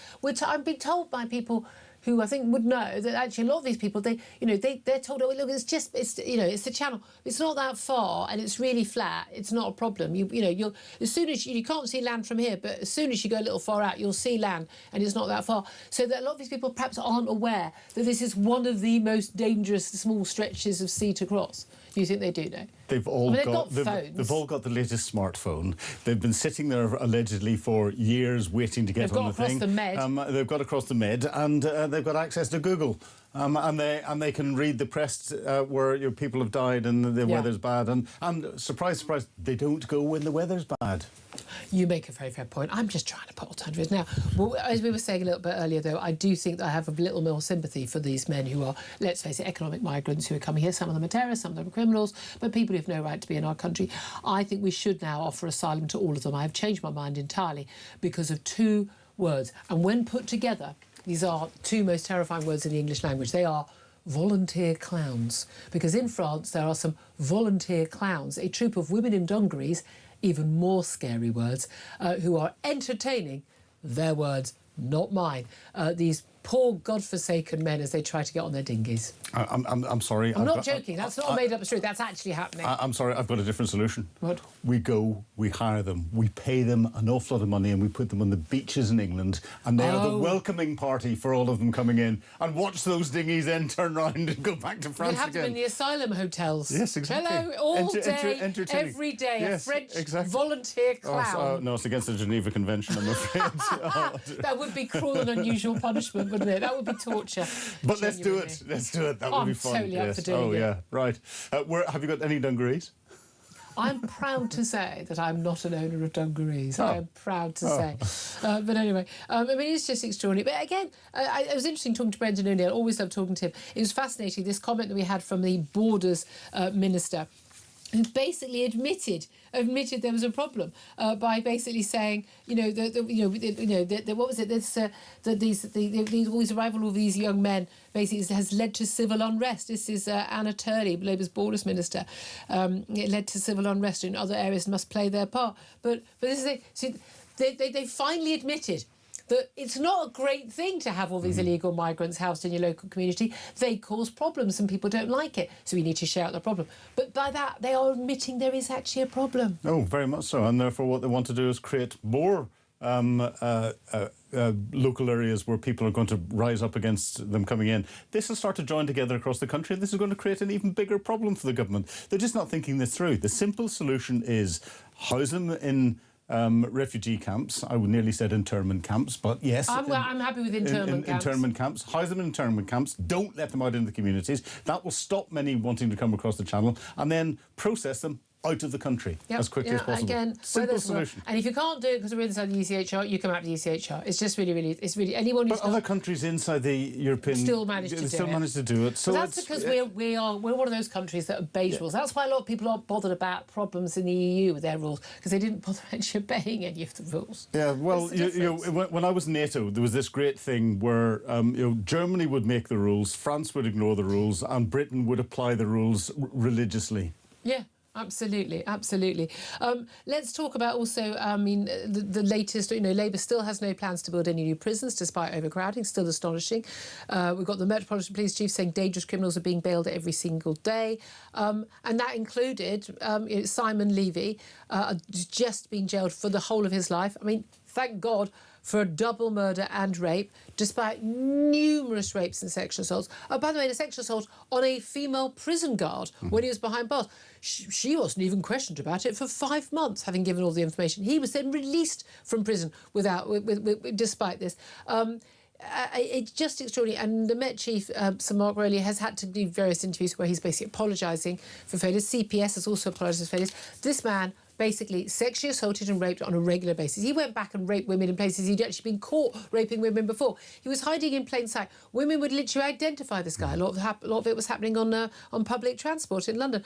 And he was supposed to be monitored by the police. Sir Mark Rowley is saying, look, we've got to monitor 10,000 plus people. They're dangerous people. That's more than the counter-terror unit is monitoring. We don't have the resources to monitor these people. When they are tagged and they break their tags, then nothing actually happens. Well, that's a bit of a worry with all these early releases that are happening in the next few months, isn't it, under Andy Burnham? And basically saying, we're in crisis, we don't have the resources to do this. And as we were saying a bit earlier, we know that the police aren't dealing with things like mobile phone crime and bike crime and things like that. But the argument they give is, well, we're busy dealing with more important, serious crime. No, they're not. They're not doing with that either. Our criminal justice system is broken, and whenever the head of the Metropolitan Police is turning around saying he doesn't have the resources to look after all the dangerous criminals that are out in the communities, what is the government policy? To let more dangerous criminals out in the communities early from their sentences. And what they're not doing is they're not unmothballing the 5,000 plus prison places that are mothballed. Surely it would be easy just to get the duster out, get the mothballs out, reopen them again, and put staff in there, because they tend to be co-located or closely located to current prisons. There are simple solutions out there. Again, yes, you might want to put the low-risk offenders in there, but again, I thought we didn't have low-risk offenders behind bars, and if we have got any low-risk offenders, why the hell are we planning to release hundreds of people who've been convicted of manslaughter? When the head of the Metropolitan Police says he doesn't have the resources to actually look after them, and the rest of the criminal justice system hasn't got the resources to do it. It's just completely and utterly broken, and there's nothing I've logical often said this. coming through. Often with government, whether it's Tories, whether it's Labour, coalition, whoever it is in, the amount of times you find yourself saying, does the left hand know what the right hand's doing? Does the left hand know what the left hand's doing? No, I mean, they haven't got a clue. The lack of thinking. And I've been saying and writing for a long time about Andy Burnham is a man without a plan. Yeah. He has no plan at all. Yeah. Every single major story that pops up, he just seems to be utterly befuddled by it. It's completely early release, completely new to him. Hadn't thought about it at all. All of these topics, did not mention at all the issue of illegal boats at all during the Makerfield by-election. Yeah, and then has only mentioned it briefly, only when he went to Dover the day before his holes.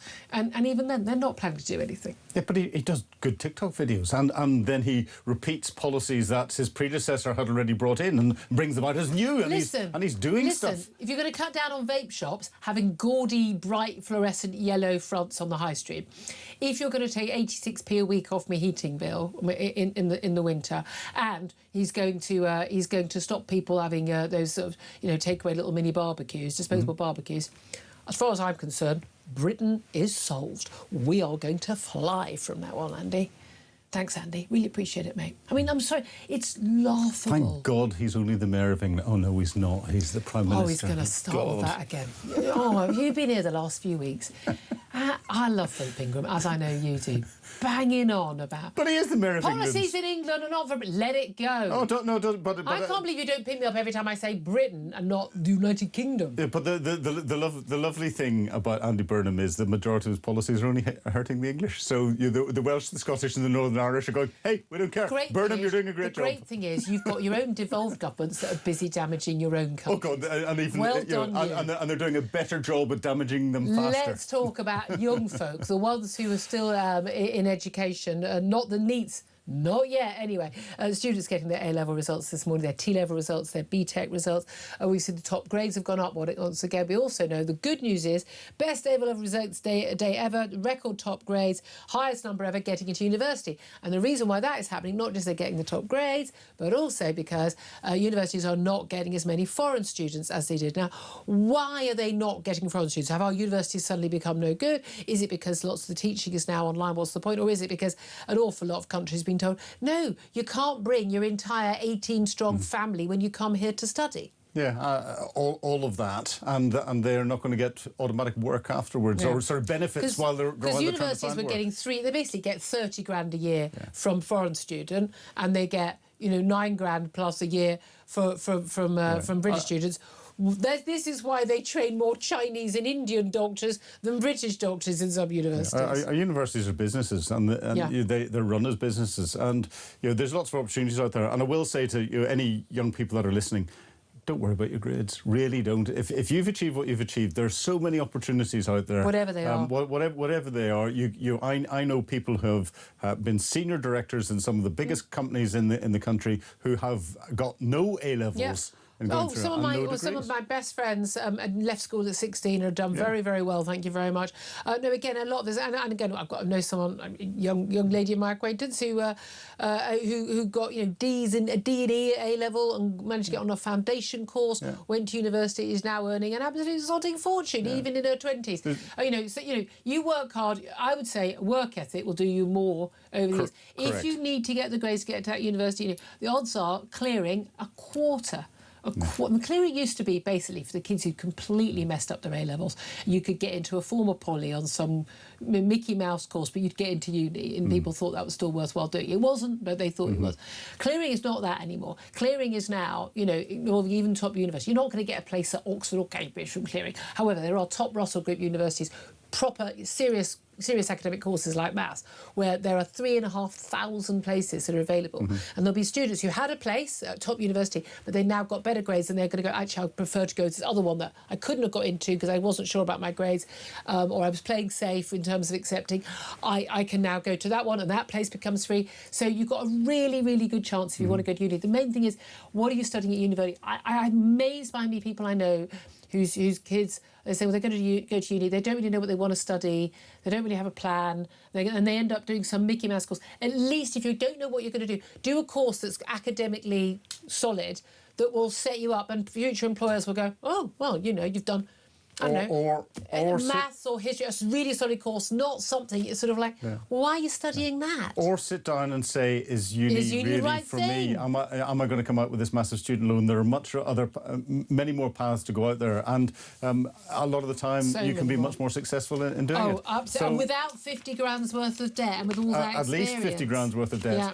We need to cut down. The standard of teaching in the country is going down. You just look at the. Well, you don't get teaching in most of these universities. Just look at the scandal around Cambridge University at the minute. It's supposedly our best university in the country. Yeah. Or one of. I think you're fabulous. I was saying that deliberately, knowing that you'd gone to Oxford University. It's one of these great stir the pot comments to put out. Northern Ireland.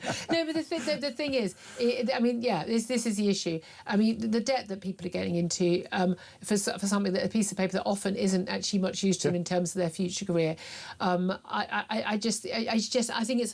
think it's obscene, and I think most people would now agree that 50% target people going to university, from which Tony Blair began, was basically, it was just a scam to get people off the unemployment rolls. Oh yes, and it doesn't people do anything. And it's destroyed more lives. I don't approve of tuition fees anyway. I find it absolutely extraordinary, this idea that, private school is absolutely terrible, but we should absolutely get a load of young people into massive debt. And it used to be the case. There was a point early on, it was £1 grand a year. It was small debt. And it basically didn't grow until after you'd left university, and even then at a tiny rate. And basically, there was even a point, I think, where, you know, even if you had parents who were rich enough to pay for uni fees, you were better off getting the loan and then being paid off afterwards, because it basically was free money. Well, not under, what was it, Plan 2? And I know a lot of my colleagues here, the young folk here in the office are on that plan, basically paying an absolute fortune every single year on not high wages, but having to pay back that loan, which started accruing interest before they'd even, you know, the second day at uni. But the trouble is that debt is way higher than inflation, and they're paying a fortune, and they've not paid off a single penny of their debt. Their debt has got higher because they're not even paying the interest. And then after a period of time, what happens? It's written off, and written off means that the taxpayer's paying for it. So at the end of the day, the taxpayer pays the universities up front. So they're guaranteed to get it. They're guaranteed to get it, and this is the government taking it back again. The taxpayer ends up paying for it. But also we are giving, I think it's about $2 billion a year in loans to EU students who, under the Brexit deal, are entitled to get these deals. And of course, then they go home, and you're going to be really shocked by this. Quite a lot of them don't pay their debt, and we don't know where they live.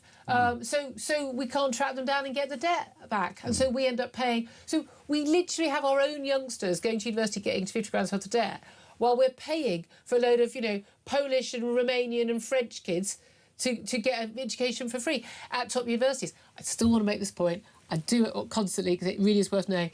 The EU used to have, I think it was, was it 5 universities in the top 20 in the world, and then we had Brexit, and then they had none. Okay. We have top universities, but we also have a lot of really rubbish universities where you've got vice-chancellors who basically people who run the show as opposed to a figurehead, who are absolutely useless, who are on vast six-figure salaries, and they are basically taking the mick. And a lot of young people are being sold an absolute lie. Yeah. And it's absolutely outrageous. What do you make of Kemi Badenoch? She announced the party's policy back in February, basically saying that they would cap student loan interest at inflation as measured by RPI, which is the one that most people use. The government just uses CPI, which is a higher one. Basically, they capped it at that, but it was 6%. It's a complicated thing, but basically saying they need to absolutely stop this unfair tuition fees thing. Yeah. We haven't heard anything from Burnham about it yet, though. I think the whole student loan scheme needs to be reviewed. Why don't they turn around and say, if you go to university, you will automatically have 1.52% on your income tax for your first 20 years. For your first 20 years of paying income tax, that's it, bust.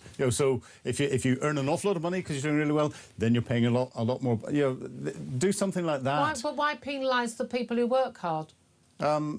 Because if they want to come up with something where you're going to get some form of payment back for people going to university, and it's not everyone paying for it. This was Tony Blair's line. It's like, why should the cleaner have to pay taxes to fund someone to train the doctor to go to university? Because when the cleaner... By the way, the cleaner is not a net contributor. They're not earning enough unless they are running the cleaning company to be paying enough tax. Nothing wrong with great job, more useful than what I'm doing sitting here right now. But when they're not earning enough to pay enough tax to actually pay for their own costs, even from public services, than they are for anyone else. But because when they need to have a doctor, they want somebody who's trained as a doctor. It is in our interest to have people who are trained up in skills. It is not in our interest to have a load of people with media studies degrees and psychology degrees because they couldn't think of something else to study. But this is where people are going into medicine, people are going into dentistry, people are going nursing, and all the rest of it. They should not.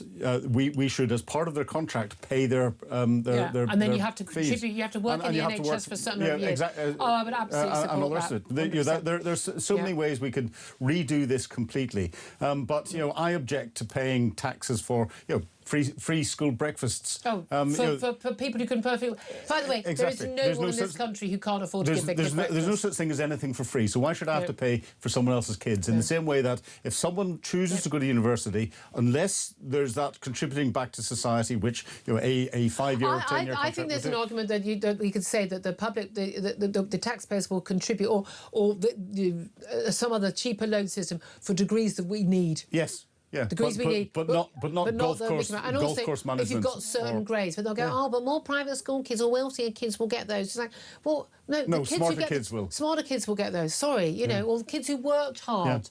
you know. Anyway, I'd love to hear your thoughts on all of that, and your thoughts, of course, on being fair and a point of principle for us all sharing out the asylum seekers that none of us want. Do give us a call, 0344 499 1000. Your call's up next. This is Talk.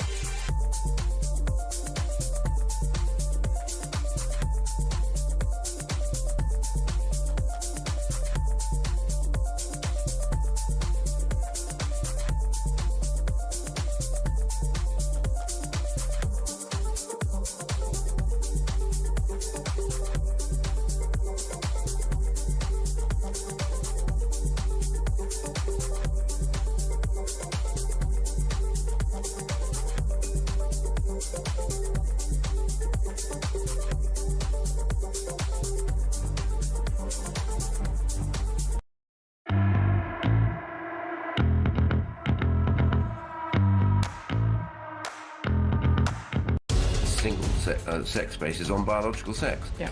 And therefore you cannot have people going into a women's space, which is for women only, who is not a biological woman. I was wondering whether that interview was conducted on April Fool's Day, because I think it was a new low in the sort of... A new low for low? A new low for low, because, I mean, just the absurdity of not being able to ask a very basic... Across the UK, on DAB+, on YouTube, on your mobile, and on your side.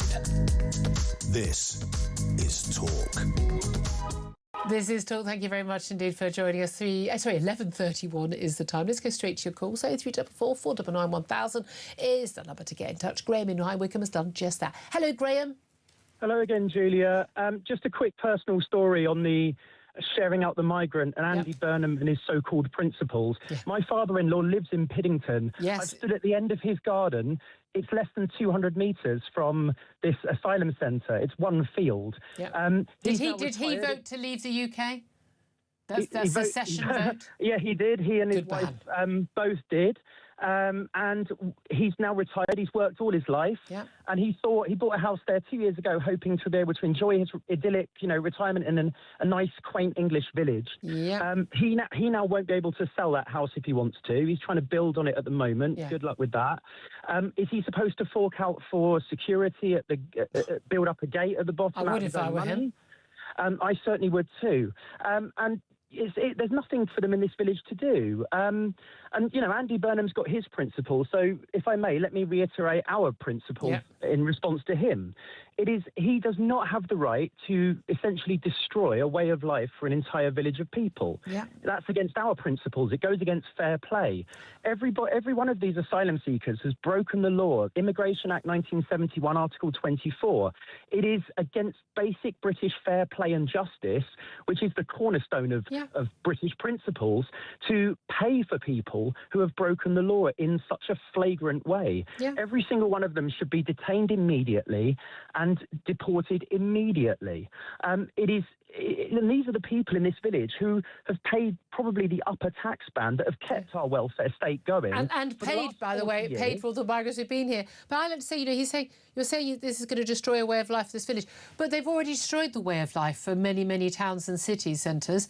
Isn't it your father-in-law's turn to have his way of life destroyed? So we all share out equally. Well, adding one more wrong to all the other wrongs doesn't make a right. Couldn't agree with you more.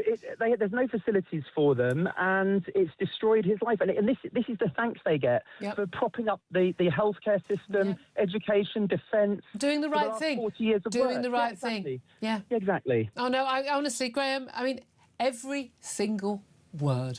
Thank you very much indeed. We should send that to Andy Burnham. Have a little listen, mate. Linda is in Dorset. Hello, Linda. What do you want to say? Hi. Yeah. If these people coming to claim asylum are sort of, they really are asylum seekers, why don't they fly to the country they want to go to and claim asylum there? Linda, it's a bit of a fuzzy line. You say, why don't they what? Why don't they fly to a country they want to be in, a lot cheaper, and claim asylum there? Well, there are plenty of places they pass through on the way. And bearing in mind, most of these people, if they are fleeing war, genuinely are fleeing war, most of the people in their families, their friends, their local village, their town, will have actually gone to the neighbouring country. That's what happens. Ukrainians went to Poland and Romania. People from, South Sudan went to Sudan, or, that's what happens. Yeah. So, or the people coming illegally on the boat, why can't they be taken to, like, Heathrow or somewhere, to the asylum centre where their claims will be done quickly? Because of human rights. Yeah, you say it's bloody are. It always comes back to it. I still think, even if we left the ECHR, Linda, that they would, the human rights lawyers who are so intent on basically trashing this country, that they would find another way. We just literally need to just go, no, we're just going to get this done. Linda, thank you for that. Quick response from Philip Ingram. Yeah, well, when government by policy is putting the rights of the asylum seekers ahead of the human rights of the citizens of this country and the taxpayers in this country, the government is getting it so badly wrong. Absolutely. And we need to deal with that. That said, if they are fleeing the volunteer clowns in dungarees, then we import the volunteer clowns to scare them the other way. You make a fair point. I'm just saying, it still chills me to the bone. 11:36 is the time. Up next, we're going to take a quick break. Then we're going to be talking to the director of the Higher Education Policy Institute, Nick Hillman, about the A-level results. This is Talk.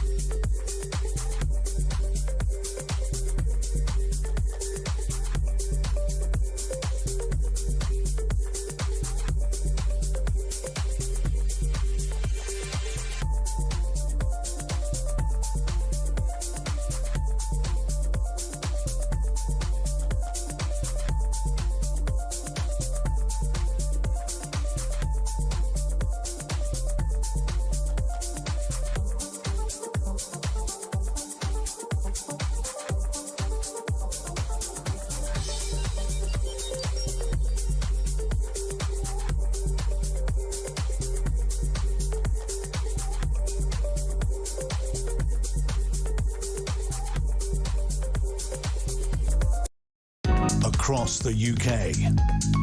On DAB+. On YouTube. On your mobile. And on your side. This is Talk. This is Talk. I'm Julia Hartley-Brewer, 11:38. Let's talk about those A-level results that have been coming out this morning, plus T-levels and B-Tech results for youngsters in England, Wales and Northern Ireland. Scotland, of course, already had their higher results earlier this month. Nick Hillman joins us. He's director of the Higher Education Policy Institute. He's also a former government advisor under the Conservatives. Good morning to you, Nick. Good morning, Julia. Thank you for joining us. Well, once again, we're getting more youngsters getting the top grades. We're getting more youngsters into university. Is this an unadulterated good news story? Well, it's an unadulterated good news story for the people who are opening their envelopes and their emails and getting exactly the results they need. And 250,000 young people have now had their university places accepted and are getting on in life in the way they hope to. You are right, I think, to shine a spotlight on grade inflation, because there was massive grade inflation during COVID. It then came down, and it's now creeping up a tiny bit. The exam boards say they're confident it doesn't reflect lower quality, and it may be partly because maths is especially popular at A-level this year, and maths is one of those subjects where the answers tend to be right or wrong. Yeah, and, you can either do it or you can't. Yeah, and so there may be reasons, but we certainly need to keep an eye on it. I mean, if Michael Gove was still the Secretary of State for Education, I suspect he would be wanting to be all over it. And it'll be interesting to see what the new Secretary of State how she responds to it. And it is extraordinary now how many courses do seem to routinely expect A grades as the norm.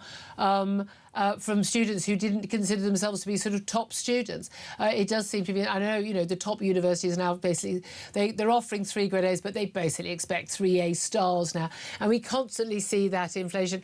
But it's in everyone's interest, is that youngsters want the top grades, and a lot of them are working. They spend a lot of time now just working. They're taught to the exam.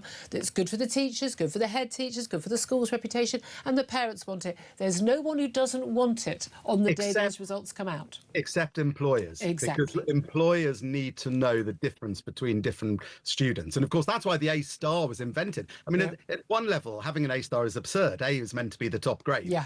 You had to invent another top grade. And of course, at GCSEs, they had to move to a completely different numbering system. So you're right that if you have too much inflation, the grades become less meaningful. Yeah.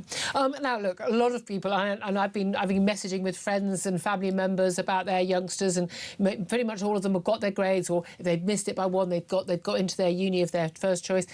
Some, they're looking at clearing, and clearing, I mean, certainly in my day, I mean, I'm going back a long way, was something, you'd really flunked your grades and you would be lucky scrabbling around for a place at some sort of, I'm sorry, but I'm going to be snotty here, a former poly that really wasn't up to scratch just to get in anywhere. But actually, now, top Russell Group, this is the top elite group of universities. They're offering 3,500 places on top courses. There are lots of places available. And I'm stunned by this to see this morning. 1 in 4 places at uni now decided by clearing. Yes, there's 27,000 courses in clearing, and you're right, they cover universities of all types and descriptions, and that stigma that used to be attached to clearing is just not there. I mean, some people don't even enter the process until clearing. They decide later on they want to go. Other people enter clearing now because they've got better A-level results than they expected, and they want to change their mind. Some do it because they've decided they want to live at home, not go away to study. And UCAS did some research to see if they should rename clearing, because people like you and me remember its stigma. The young people don't know it used to have a stigma. So it's just not seen like that. It's just how you get to know. I was actually messaging with a friend of mine saying, this morning, no, but clearing there won't be any good courses left. I went, no, you're wrong. And I was able to send her the stats. No, you'll be fine. Yeah, that's true. But people should still act quickly, because those places will go in the more popular courses. Yeah, so absolutely. If they know what they want, pick up the phone to the university. Yeah. Now, look, 4 out of 10 young people, I'd say, they'll be getting A-levels this summer. But of course, we've also got hundreds of thousands doing these vocational and technical qualifications as well. What is your advice? I mean, you're an expert in this field for a lot of young people, because we have this constant thing where virtually every politician, every political party, and Andy Burnham's done it as well as since he's come to power, saying, look, we want to focus on vocational, on technical work. A lot of kids aren't academic. I know loads of people who did not do well in school, couldn't bear that sort of learning. very, very clever, have been unbelievably successful, earned well, had great fulfilling careers, but not in that sort of field. And everyone says they want to focus on it. But you and I both know that teachers and parents a lot of the time, but particularly politicians and the journalists who write about these things, they're pretty snotty about this. Go, oh no, you should definitely go to university. Is university still worth it if you're going to get into 50 grand's worth of debt? Well, for most people who go, most of the time, I would argue, yes, it is. But remember, even now that we're roughly on Tony Blair's 50% target, half of people don't go. And even people like me, who ultimately, my salary comes from universities and I'm a huge fan of them. But even people like me don't think 100% of people should go. They certainly shouldn't all go at 18, 19. Some people want to come back to learning later in life. And you certainly, the expensive mistakes in education are where people are studying courses they're not enjoying, they don't want to enter that profession, and sometimes it's best to just change course. And the way to stop bad decisions being made is good careers advice. Well, good luck with that. Yeah, well, that's another conversation for another day, maybe. But making the wrong decision can be very expensive. And what is different to when you and I went to university is there's a wealth of information out there now. Oh yeah. We know which courses deliver good outcomes, which wasn't published information years ago. So do your homework. But again, a lot of courses people might do well because they've got a record, but actually it's because they're the people who do well as opposed to from the actual course and what they've learned on the course. What about, I mean, the fact that there are more places available for British students, more youngsters who don't get their grades will be able to go to university this year because the universities are saying, we haven't got enough foreign students this year. What do you put that down to? Why are more foreign students choosing not to go to British universities, given that actually, certainly our elite universities are some of the best in the world? Yeah, I mean, there's lots and lots of reasons, but there's one reason above all else, which is Rishi Sunak changed the rules about dependence. There we are. That's what we thought it was, yeah. Yeah, this is particularly taught master's students, taught postgraduate students who are doing one-year MA courses, and they can no longer bring their wives, their partners, their children with them. No, but it wasn't even that. Some people were bringing, I think particularly Nigeria, I think, was one of the worst offenders, but people were bringing on average sort of 12 people with them or something ridiculous. It is true that students in different countries, the Chinese students, who are the biggest single group, they tend to bring no dependents with them at all. Probably because they're not allowed to. Well, and also they tend to be from small families and they come young, so they go back to China to get married, etc. later on. Whereas students from other countries where women typically give birth much younger, they're bringing people. But again, you've got a load of universities that have been relying on getting 30k a year plus from foreign students, and they're going, OK, we haven't got enough places, we're running short of funds. We're told a lot of universities are close to bankruptcy. Like a third could be close to bankruptcy, and yet vice-chancellors paying themselves nice, big, very, very big six-figure salaries. Are we going to see a bunch of universities, even with all these extra British students who are only paying, a third of what a foreign student is paying, are we going to see universities going under? And would that be necessarily a bad thing? Well, personally, I hope they don't go under. They're very often, the universities do lots of great things and they employ lots of people and they're very important economic actors in towns and cities up and down the country. But we have pretty much had one British university go bust in the last year, really, Dundee in Scotland, which the Scottish government is bailing out. We've also had Kent merging with Greenwich, and there were financial reasons behind that. We've had Cranfield merging with King's College London. So there is already a lot of action going on. None yet has absolutely fallen over the way some independent schools are falling over, but it could soon happen. But there is a concern. I know a lot of people I know as youngsters at university, they're getting very, very little teaching. Everything's on Zoom. Even lectures are on Zoom. They're not feeling, we had during lockdown, they weren't getting pretty much anything at all. And they're feeling like we're paying an absolute fortune, getting huge amounts of debt. What are we actually getting for it? Yes, and that is why it's so important people do their homeworks. And this year's lower sixth, of course, the upper sixth have got their results today. This year's lower sixth, they need to go on open days and ask those questions. If I come and study history at this university, how many contact hours will I get? Yeah. How big is my class size? Are the students on the course currently happy? Yeah. They need to ask those questions. Are you actually getting that? But I mean, shouldn't the government basically say we will not provide you with student loans for courses at universities where less than 90% is off is offline? I mean, well, of course, this government and the previous government have been threatening to do that, and actually very little action has happened. But the powers exist to do that at the Office. Get back to work. The powers exist. So there are one or two courses that have come a cropper when the investigators have gone in. But there's nothing like what happens in schools, where Ofsted goes in and looks at every school regularly. I think we need more of that. Do you think it'd be worthwhile going to do, say, sociology of education at Cambridge University for a degree, given the state of their hiring policies, given Jason Arday having to resign but having been exposed as a complete Walter-Mitty character of dubious, below mediocre academic ability? Yeah, Julia, the reason I'm smiling is not because I think that story is funny. It's very, very serious. The reason I'm smiling is because I was myself a student once upon a time in the Department for Education at the University of Cambridge, where I trained to become a teacher a long time ago. Yeah. But it is a very left of centre place. I'll let me put it like that. And one has to question how on earth he rose to that incredibly prestigious position. I've just ordered his book because it's already out in America, and I'm planning on reading it when it arrives later today. Well, but he's clearly a fantasist. Yeah, we all need a novel to read on our holidays, don't we? Nick Hillman, great to see you. Thank you so much, Director of the Higher Education Policy Institute. Thank you for that. Well, as we suspected, Philip Ingram, it's foreign students not being allowed to bring their dependents, so they're not coming to the university. And I can understand if someone's married with kids not wanting to come away for a year, but at the end of the day, sorry, we've got nowhere to put you. Well, exactly. And also, you're probably staying. Well, and the families that'll come in will try and get benefits and everything else, and therefore that extra money that's coming in is actually being spent elsewhere and trying to look after people. Sorry, it shouldn't be allowed. Exactly. Very interesting to have that conversation. Thank you for joining us, Nick. 11:49 is the time. Up next, we are going to be talking about rewilding. Is it linked to record wildfires? That's up next. This is Talk.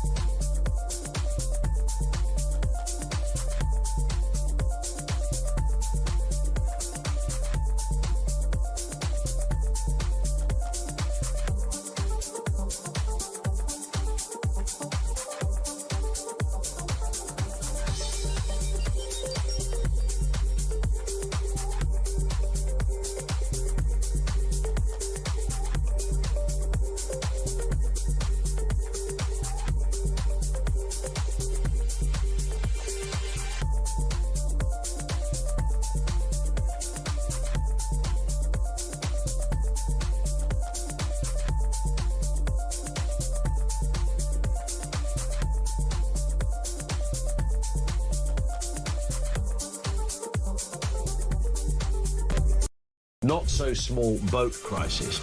And there's a picture of the boat, and they've got a little wording in a little circle that says picture continued on the back, and they've actually put it's so big they've put it across the front page and the back page of the newspaper. I mean, this is absolutely huge. It is. By definition it is. And they're getting bigger all the time. What's not really sure that you can call it a small boats crisis anymore. It's a 49-foot dinghy.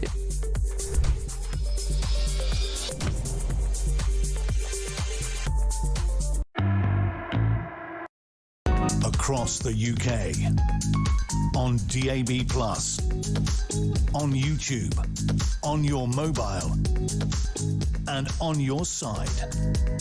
This is Talk.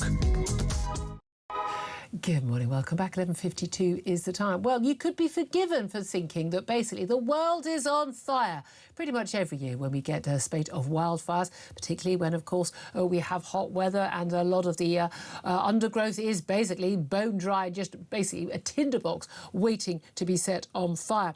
But now we are looking at headlines suggesting that it's rewilding and environmental eco-policies that may be linked to record fires after 1,017 wildfires already this year. Is it eco-dogma that is blamed for turning the country into a tinderbox? Let's talk about this with Harry Wilkinson, who's Head of Policy at the Global Warming Policy Foundation. Morning to you, Harry. Morning. We had an interesting conversation with Ed Gemmell from the Climate Party yesterday about wildfires. A lot of people are under the illusion that wildfires are just, we never used to have them and now we have them and they're all over the world, Australia, California, Britain, Europe, they're getting worse and worse and worse and worse. Whereas in fact, actually, they've always happened. They just weren't on our telly boxes every single day, all over our iPhones and social media, but also that the overall trend is downward across the globe, not upward. But in Britain and in the other countries where we have seen a spate of wildfires, nearly always there's a rather obvious explanation, isn't there? Yes, there's a really important distinction to make here between fire weather, the kind of conditions that might be conducive to a wildfire, and then the actual, fire area burns, the fires that we see happen in reality. Yeah. Now, you look at the global picture, as you say, and we've seen a downward trend in wildfires, and that's really primarily to do with wildfire management. It's not an issue of what the underlying physical conditions are. Now, you look at this summer, it's been really hot and really dry. That's linked to climate change, and of course it's going to make fires more likely. However, ultimately the risks that we're presented with, we are in control of. And one of the things that we can do to reduce that risk is to have controlled burns. This is something that they've done in upland moorland areas in the UK for many, many years. It's not a new thing. But more recently, with this rewilding trend, those activities have been heavily prescribed, banned in some cases. And that's meant that the kind of fire prevention activities that would usually happen haven't been happening. And that's why people like the Countryside Alliance have been warning about this. Yeah, and so you end up with a whole load of undergrowth that would have been cut away, or areas that would have been natural fire breaks, like that's not done, and then you get more fires, but also you get fires that burn much more fiercely because they've got so much tinder in them. But this thing, a lot of us city-towny types who don't know much about the countryside, will just say, oh, I've been to that forest, it's absolutely lovely, now it's destroyed forever. Wildfires are just that, they are wild. They are supposed to happen. They have always happened. They will always happen. They are part of the process and can actually, long-term, improve the land and be a key part of the quality of the soil, can't they? Well, that's true. I think there is a potential connection with climate change that we shouldn't dismiss, but we should just remember that there's a lot we can do to control that risk ourselves. Some people have been saying, all of this weather that we've been seeing means that we should double down on net zero. But if people are saying that, they should answer, well, how much will this actually reduce temperatures if Britain meets net zero? How many wildfires will this prevent if we reach net zero? Yeah. The reality is it will make hardly any impact. No, it would make no impact whatsoever. I mean, the reality we can actually embrace innovation here in the UK. We have world-leading universities. If we create products that are green products that the world wants to use, that could make a global impact. Instead, we're doing decarbonisation in one country. We're saying we're going to have this hair-shirted approach to net zero. It won't make an iota of difference in terms of global emissions, and we'll continue to see these wildfires. No, I've got to be honest, again, this argument keeps being made. I don't care even if it did make a difference to global emissions, and I would like us to use cleaner energy where possible, and where it is developed and it can be used, I would suggest nuclear being the rather obvious one, we should actually use more of it, and we should certainly be fracking, again, cleaner than a lot of the gas we're using. We should be drilling in the North Sea more for oil and gas because it's rather better. I mean, okay, importing from Norway just means we're importing the oil we could have had ourselves from pretty much the same oil field and not getting all the tax benefit from it. When we have liquefied natural gas from the other side of the world, that's insanely un-eco way of getting our energy. So none of that makes sense at all. But the reality is, if human beings are responsible in any way for global warming, It's a very worthwhile price to pay for the fact that we have a better world with the Industrial Revolution and all the benefits that come with it, including longer, healthier lives and more fulfilling lives, and less drudgery, and less disease, and our ability to withstand heat, cold, extreme incidents, natural disasters and the like.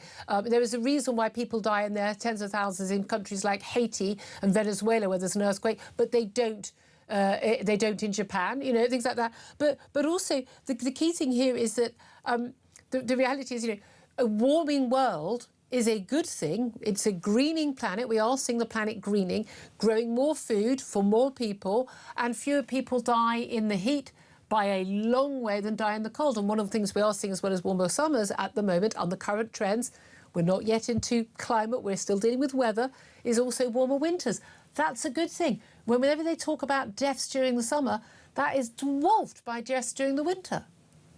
This is a question, I think, of pragmatism versus utopianism. You know, climate change is something we should be concerned about, but it's something that happens in the context, as you say, of a world that's improving every day. There are fewer people dying in extreme weather.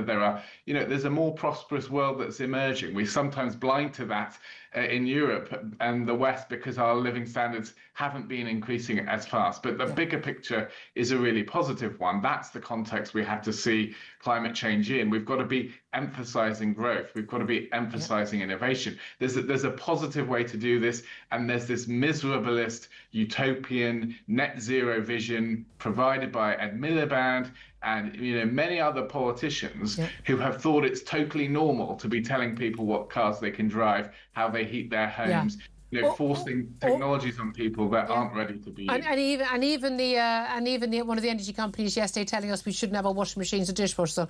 I said I was going to do it, and I absolutely did. At 6:30, I made sure I had my washer, my dryer, and my dishwasher running.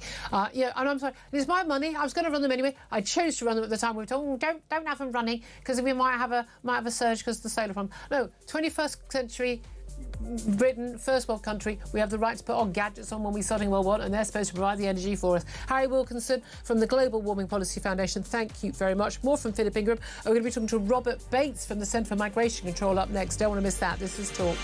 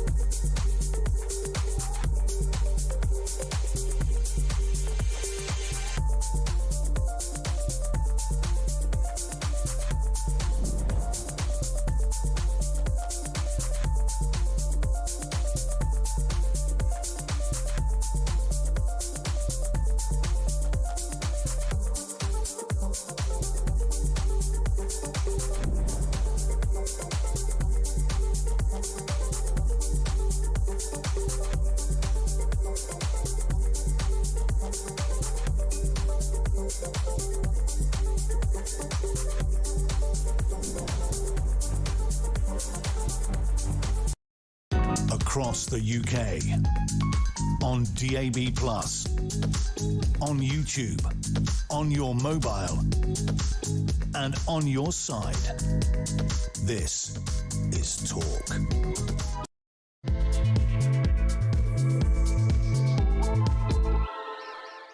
very good afternoon. Welcome back to the show. 2 minutes past 12 is the time. This is Talk, the home of common sense. Whether you're listening on DAB Plus Radio or watching on YouTube, great to have your company. I'm Julia Hartley-Brewer, of course. And if you do miss anything from the show, if you've already missed anything for the last couple of hours, frankly, I'll be expecting a letter explaining why. The Julia Hartley-Brewer Show is on YouTube. Hit subscribe. You never have to miss a thing. Coming up in this hour, we're going to be discussing more how moving asylum seekers to middle-class areas will cost taxpayers more, but it's a point of principle for the Prime Minister. Really? That's your point of principle? Plus, meanwhile, nearly 2,000 prison cells that could help solve the early release crisis are empty because of fire risks. I kid you not.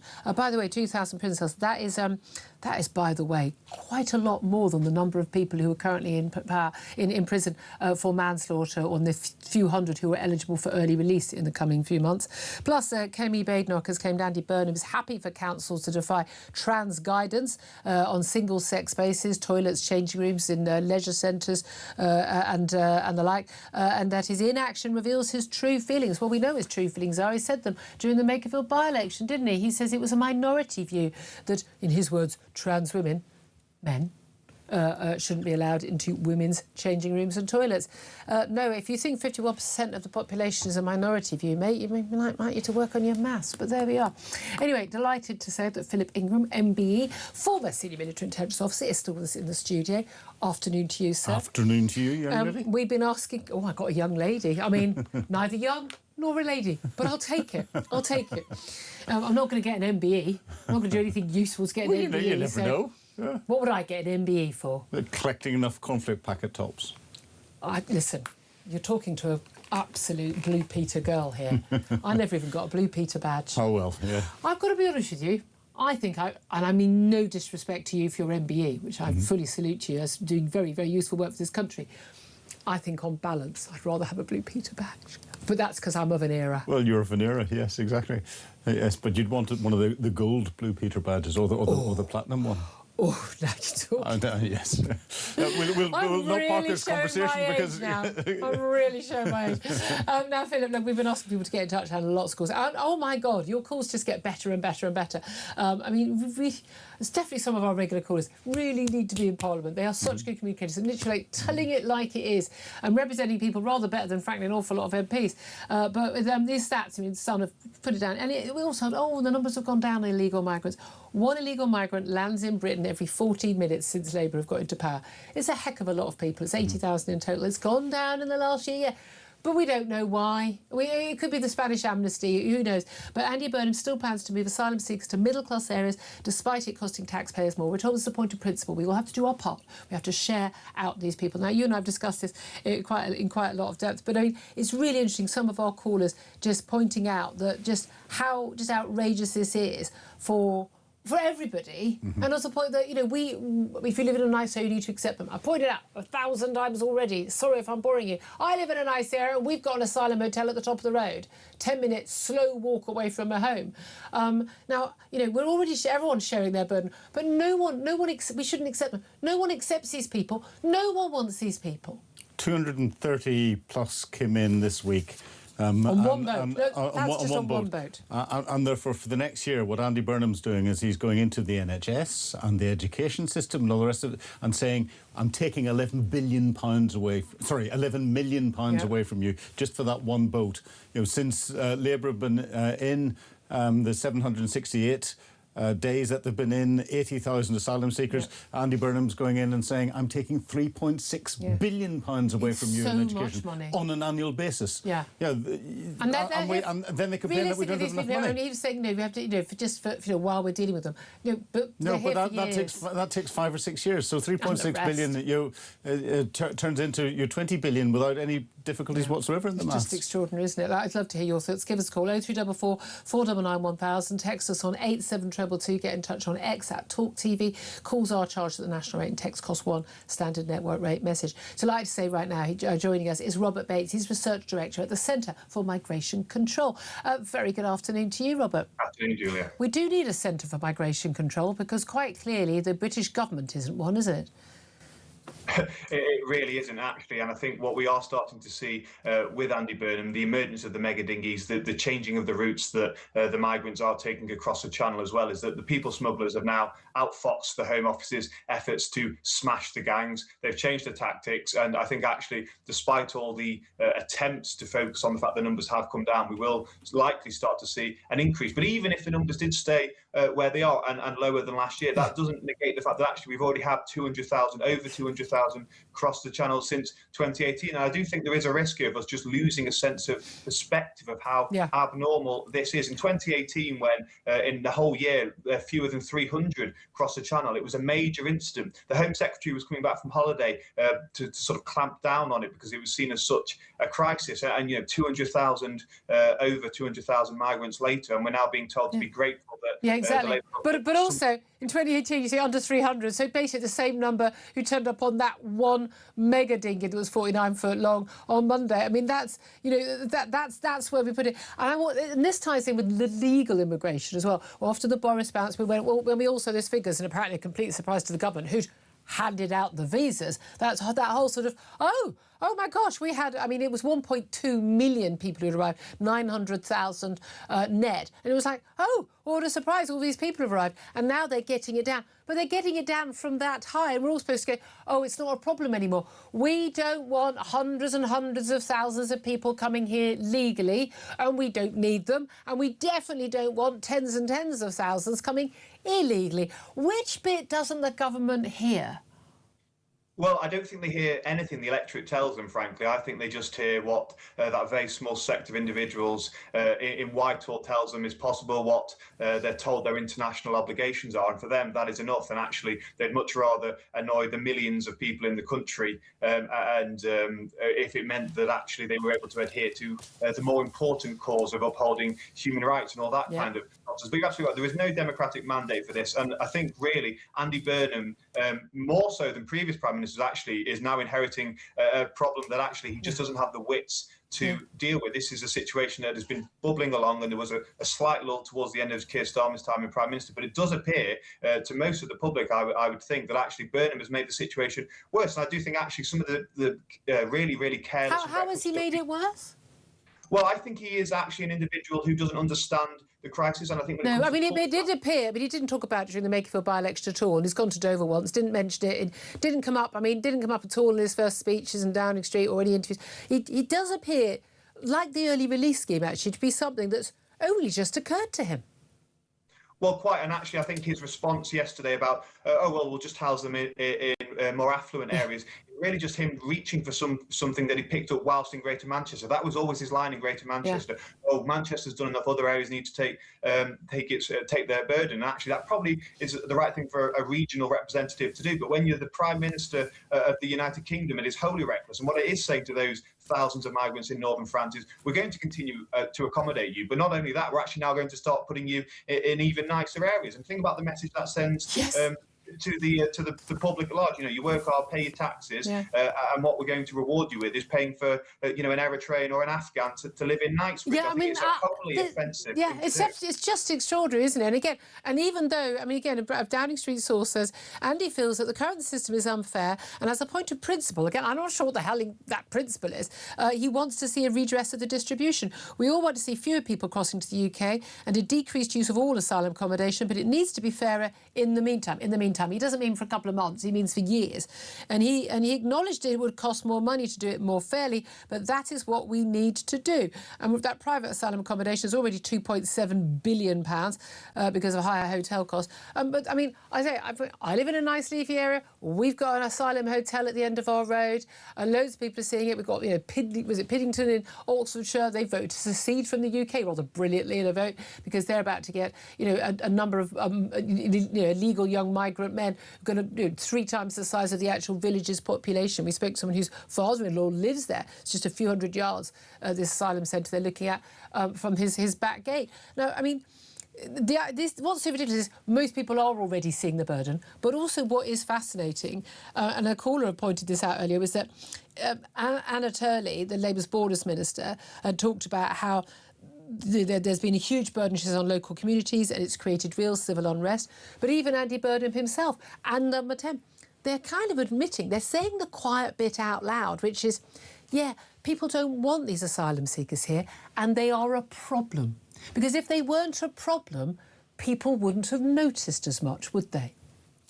Well, quite, but I don't think they quite actually realise that that's the logic of their own argument. I think that would be well above their capabilities. But I think actually the whole country has been sharing this burden. The asylum bill now costs us as total, including accommodation, up to £5 billion a year. That's a six-fold increase since 2019. We spent £17.5 billion since 2020, 2021. You know, we've spent how much? Money.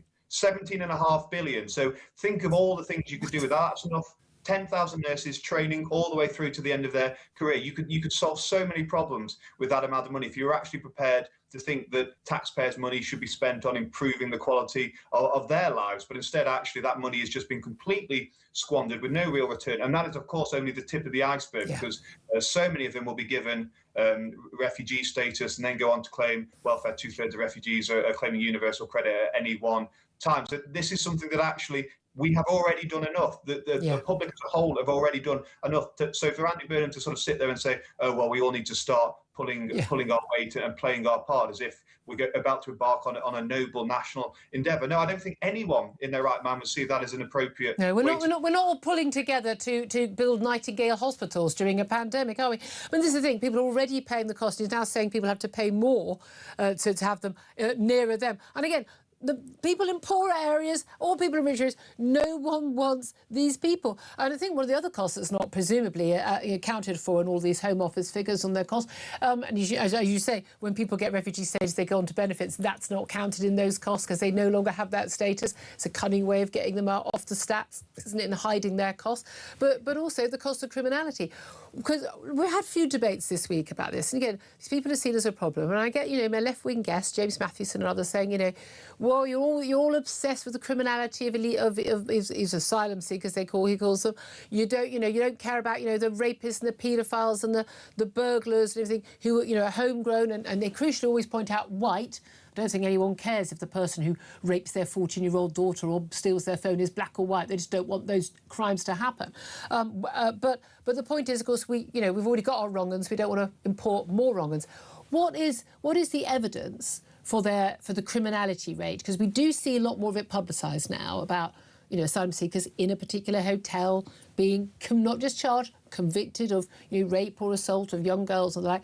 What is the criminality rate of these young men? Do we have any overall statistics?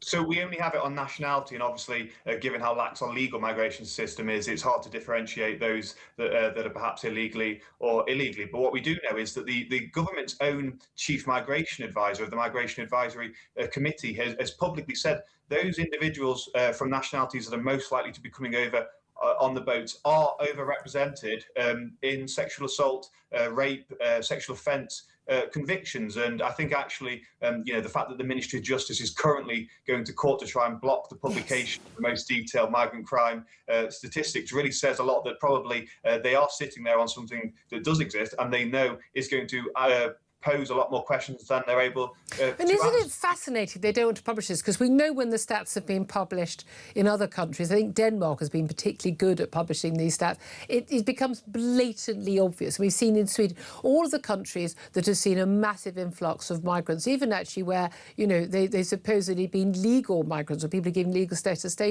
the criminality rate of different nationalities is vastly, vastly different.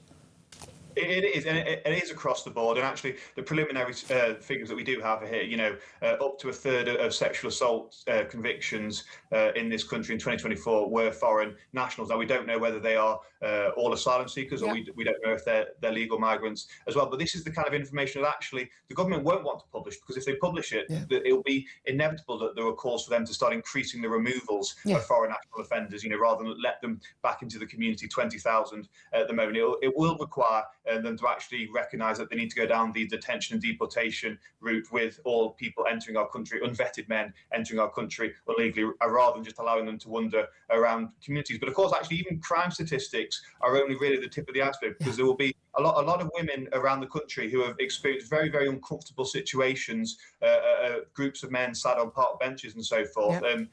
won't have resulted in a charge, let alone a conviction. And there's a palpable sense out there that actually there is very clearly a disproportionate likelihood of these men posing risks to people in society.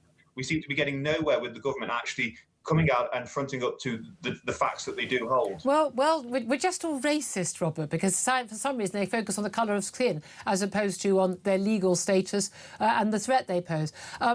In terms of dealing with it, I don't think there's any suggestion at all that Andy Burnham is going to deal with it. He's not promising to stop the boats, not promising to smash the gangs. We know that there are various efforts. We know that the numbers have gone down in the last year.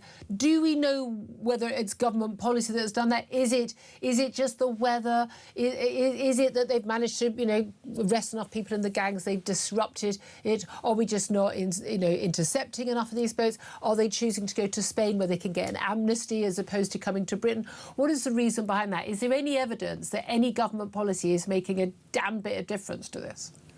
I think it has been a confluence, and I do think actually, we have to say that probably some of the disruption, the temporary disruption has been posed to the supply chains has played somewhat of a role. But the real point here actually is that those operational processes are incredibly static. They're not able to adapt to when the people smugglers change their own tactics. So any success that we do see is incredibly fleeting and temporary, just because you're waiting for the next canny trick. They move up or down the coast. They try the bigger boats. They use different tactics, and then we take another year to catch up. Well, exactly. And whilst they're focusing on that side of the equation, they're completely neglecting what the migrants themselves are actually thinking when they decide to come to the UK, and how they can actually, the government can tackle the demand that the people smugglers are enjoying, because there's no doubt that the demand itself is not abated. It's just simply been a temporary disruption to the ability of the people smugglers to get them over. And I think, unfortunately, Andy Burnham, I think this is a really important point. Andy Burnham is an individual who, whilst Mayor of Greater Manchester, repeatedly called for Channel migrants to be given the right to work, which anyone could see would be the mother of all pull factors. He's called for newcomers to be given access to social housing and welfare, even if they should technically not have recourse to public funds because they're a new arrival. That, again, is a huge pull factor. And this is why it is very concerning that Andy Burnham just doesn't seem to even grasp what is the most basic tenet of migration flows, which is the pull and push factors. And until we get rid of that, and again, as my guest pointed out, and Emmanuel Macron, the French president, has pointed out, even he's like, you've got to stop having the pull factors. That's what make people want to come here. What would you do? I know lots of different political parties have got lots of different policies and varying degrees of severity. What do you think the solution is? What could a Prime Minister of any political hue do today to actually change things? The centrepiece is to start investing in the immigration detention estate, only 2,500 beds. You need to have a policy of very straightforward of detention of anyone coming into the country illegally and deportation to country of origin, like Germany has started doing with Afghanistan, or to a safe third country. I do also think the idea of maybe on humanitarian grounds, having British vessels in the Channel now is something that actually, when we saw the fire a couple of weeks ago of that huge boat carrying over 150 people, British boats were able to enter French waters and turn them back to France. I think there is now a precedent there where we can say, actually, we are doing this for the preservation of life, and thus the laws of the sea do apply as well. But I think that the main bit is... So do I have the vessels? We already have the vessels in the Channel, but having the vessels in the Channel and then turning them back to France, which is what the Reform Party said they want to do? So taking the migrants onto the British vessel, I think actually if you start trying to tow the boats back itself, you do end up with... But taking them onto the vessel, we already take them onto British vessels and then bring them to Britain. You're saying taking them back to France? Yeah, absolutely. Yeah. But I don't think... I think that is something that is a message rather than a long-term centrepiece. The centrepiece, as I say, is to just make sure that we can deal with people landing on our shores. We're able to detain them all, because I think the chronic lack of investment in our actual immigration enforcement and border force for so long has been really... And if they were detained, that would take a lot of the pull factors, the organised criminals who get paid back from people working illegally. You can't work illegally, you can't roam the streets. You're going to be sitting in a detention camp for however long, months, years. That's going to deter people. I mean, within weeks, isn't it? Well, exactly, and actually, then the people smugglers are losing their marketing now, so they're losing their ability. And a large part of what causes the channel flow, of course, is actually people that have made it into Britain and are sat Look there at my life. in a 4-star hotel, texting their mates back home, "Come on over, it's a great time over here," as well. Whereas if you've got them sort of without their assets and sat in an immigration detention state, those kind of those softer elements of the pull factor get completely cut off as well. I mean, I don't think it will be something that detention and deportation solves within a matter of weeks and we stop seeing the crossings, but at the very least it means that the individuals aren't being housed in Britain and being given a pathway under this Labour government towards citizenship potentially as well. Yeah. Really, really interesting to talk to you. You know your stuff. You never seem to know an awful lot more than the Prime Minister does, which is a bit of a worry. Robert Bates, Research Director at the Centre for Migration Control, thank you so much for talking to us. Philip Ingram, listening to all of that, I mean, you kind of have head in hands, don't you? I don't know how many more times we can talk about this topic and have a Prime Minister say they'll deal with it and then not deal with it. And as you said, I think a very good point at the start, we're supposed to be grateful. Oh, it's gone down from this many tens of thousands to this number, many of 10,000. We're supposed to go, oh, great, that's a good thing. It's all about sound bites. Keir Starmer's was smash the gangs, well, he failed in that. And Andy Burnham seems to be spread the pain. Instead of dealing with the key issues that are there that have been pointed out time after time after time, remove the pull and why do you think they won't? Because look, we know that Labour backbenchers. Why are so many people on the left still absolutely, having seen what's going on? I mean, they're not stupid, these people. They're not bad people. How could they not see what the rest of us are seeing? Because they've never lived in reality. They live in the same streets. I mean, I live in, lefty central. They're on 90,000+ pounds a year in Parliament. They're then getting big grants and expenses. But they've got constituents who deal with this. Yeah, they have. And a lot of Labour seats are in areas where actually, they really are dealing with the real hit of this. Yes, but they're not listening to it. They're not listening to it because they still want to be happy clappy and come by on. Everyone's good and open borders. No one's illegal. Because what they're doing is they're approaching things from an academic theoretical perspective because that's how politics was taught whenever they went to the low-grade universities and everything else, because that's what they wanted, and therefore that is their belief, and therefore if they just work that belief, everyone will want to come round. If every time there's been this debate for the last, God knows, best part of 20 years, because it was boats. It wasn't boats until much more recently, but it was on lorries and it was other ways. If you shout racist and xenophobe at anybody who questions whether it's a good idea to have mass numbers of people from the third world come to our country, you accuse them of being a racist. So you can't then. Well, I can't be one of those people. I'm a good person. Yes, so exactly. And this is where people's theoretical beliefs and all the rest. A classic, not related to this, a classic example of where it went wrong. There's a debate over a road in Northern Ireland called the A5, which is a lot of road traffic accidents on it. They've been trying to upgrade it. They can't because of the green policies and get environment and all the rest of it. One of the Sinn Féin members of the Legislative Assembly in Northern Ireland was interviewed yesterday and blamed it on the Protestant plantations in the 1600s. Because that's his belief. He actually believes that. Yeah. That's why we get it wrong. Oh, does he? Yeah. 12:25 is the time. Can't wait to get your calls on this. Lots on the board. We'll get to a couple up next. 0344 499 1000 is the number to have yours say. This is Talk.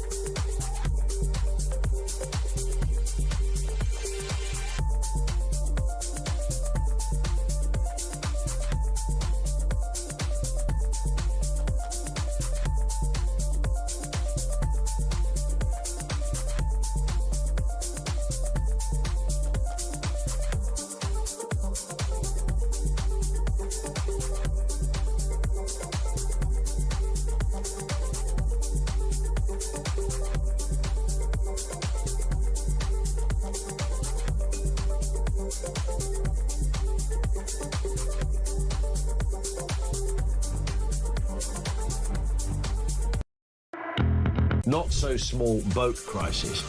And there's a picture of the boat, and they've got a little wording in a little circle that says picture continued on the back, and they've actually put it, it's so big they've put it across the front page and the back page of the newspaper. I mean, this is absolutely huge. It is. By definition it is. And they're getting bigger all the time. What's not really sure that you can call it a small boats crisis anymore. It's a 49-foot dinghy.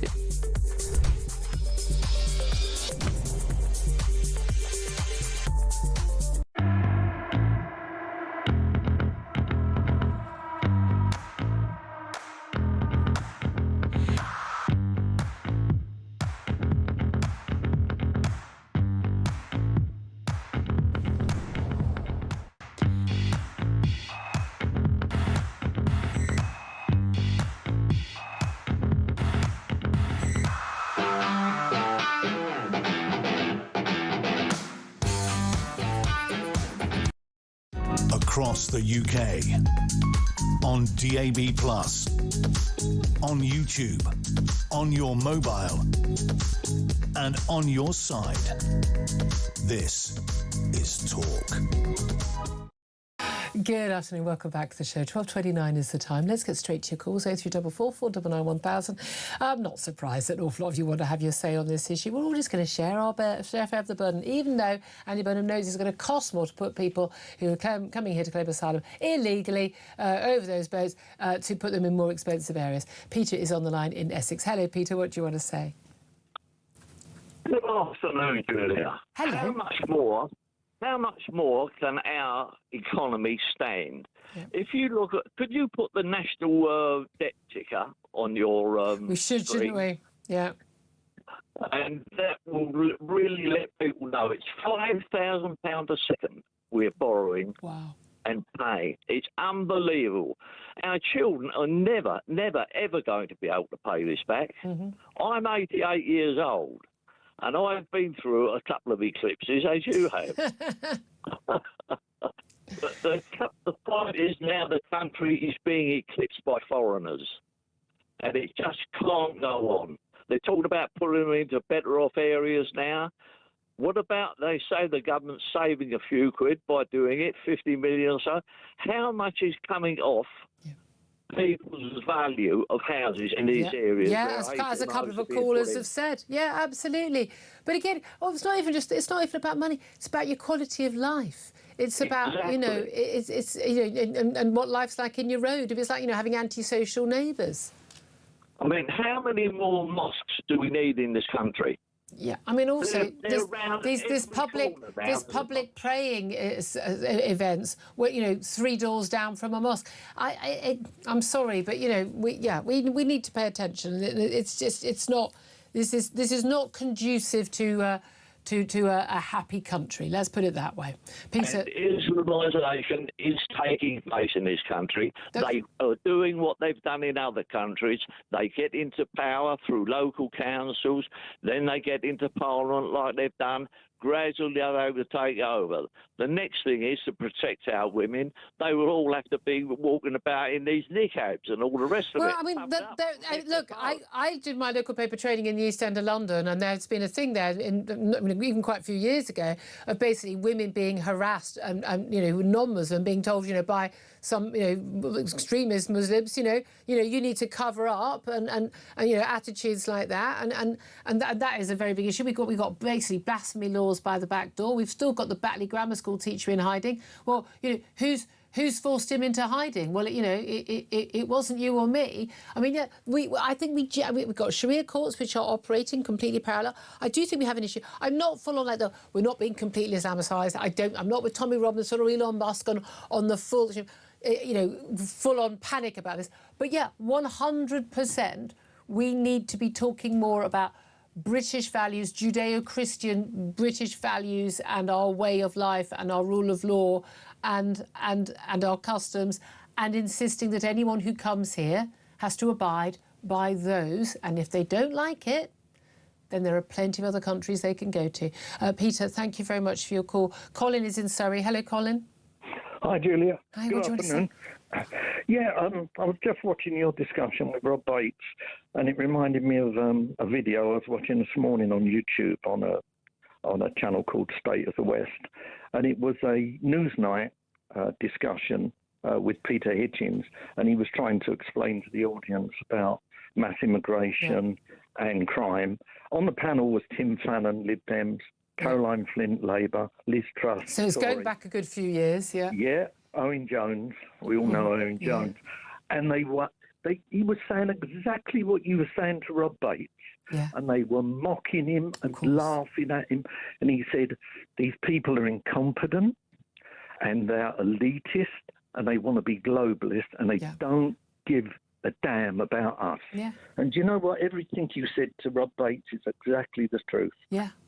Well, I've got to be honest here, I was writing about this and talking about this, and I was working on the Sunday Express, and I was writing a lot of this stuff back in, 2000. And again, you can imagine the predictable reaction to all of that. And you can see it all coming, you can see what was going on, and when things have exploded even worse on every front, I think, since then. But no, they don't take it seriously. And that's the thing, they are globalists. And I don't think there's a big conspiracy by these people on the left. I really don't. But the fundamental thing is, these people are like the citizens of nowhere. They're the people who think we're better off run by the EU. They think we're better off run by technocrats. They think that these ghastly people in Britain should be allowed to vote. They genuinely do think that, everyone should live anywhere they want. And they're out of touch. Yeah. And I mean, so I can remember Andy Burnham from 25 years ago, as I'm sure you can. Yeah. And he was weak and ineffectual, and he's weak and ineffectual now. Flip-flop Andy. You don't get a nickname like that for no reason. Colin, thank you very much indeed. 12:34 is the time. Philip Ingram, your response to that? No, well, flip-flop Andy, two-tier care. It's summing everything up, and I agree. I don't think many of the Labour MPs, as it was going on beforehand, those that have come into politics with a theoretical belief as to how things should run, and they ignore what's going on in reality, and they ignore what people are saying because they believe their theory is better than anything. But also this idea that we're the good people, those are the bad people. So anyone who expresses any concern about immigration is by definition a racist and awful and terrible, exactly. Islamophobe, xenophobic, bigoted, you name it. And therefore, even when it's staring them in the face that there's a problem, they can't admit it. Exactly, and we're seeing this in their approach to business. Everything that they're doing is destroying business, yet they want growth. Well, funny enough, they've never run businesses. Exactly, they can't work out the path, and this is where nothing that they're doing is grounded in reality, and that's the problem that we have. Could turn out to be an issue, could it not? Indeed. Ever so slightly. Yeah, ever so slightly. I think we're seeing that, are we not? 12:35 is the time. I'm going to take a quick break. Up next, talk to our big friend of the show, former Met Police Detective Peter Blexley, about where we are on the prisons issue. This is Talk.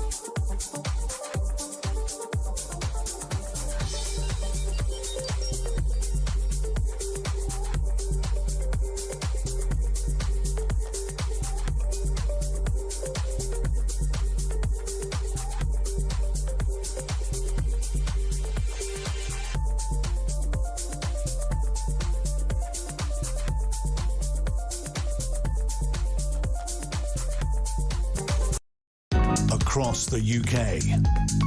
On DAB+, on YouTube, on your mobile, and on your side. This is Talk. Good afternoon, welcome back. 12:37 is the time. Let's talk to Peter Bleksley, former Metropolitan Police Detective, about the latest on the prisons early release scheme and all the madness surrounding that. Good afternoon to you, Peter. Good afternoon. Great to talk to you. Look, I mean, this early release scheme story ain't going away. It's turning into quite a political hot potato for Andy Burnham. But we've still got apparently no plans by Labour to build any new prisons, despite the overcrowding problem. We've got nearly 2,000 prison cells sitting empty because of a fire risk, apparently. We've got a load, I think about 5,000 places that have been mothballed, which surely would be the quickest thing in the world to just get them back up and running rather than release dangerous criminals. And we've still got a Prime Minister who's trying to kick into at least next month the problem of the release of PC Andrew Harper's, two of his killers, against a massive, not just public outcry from his family, his widow, and indeed his mother, but also, of course, 50 different police chiefs as well. What do you make of it all and the just abject failure to do anything about it?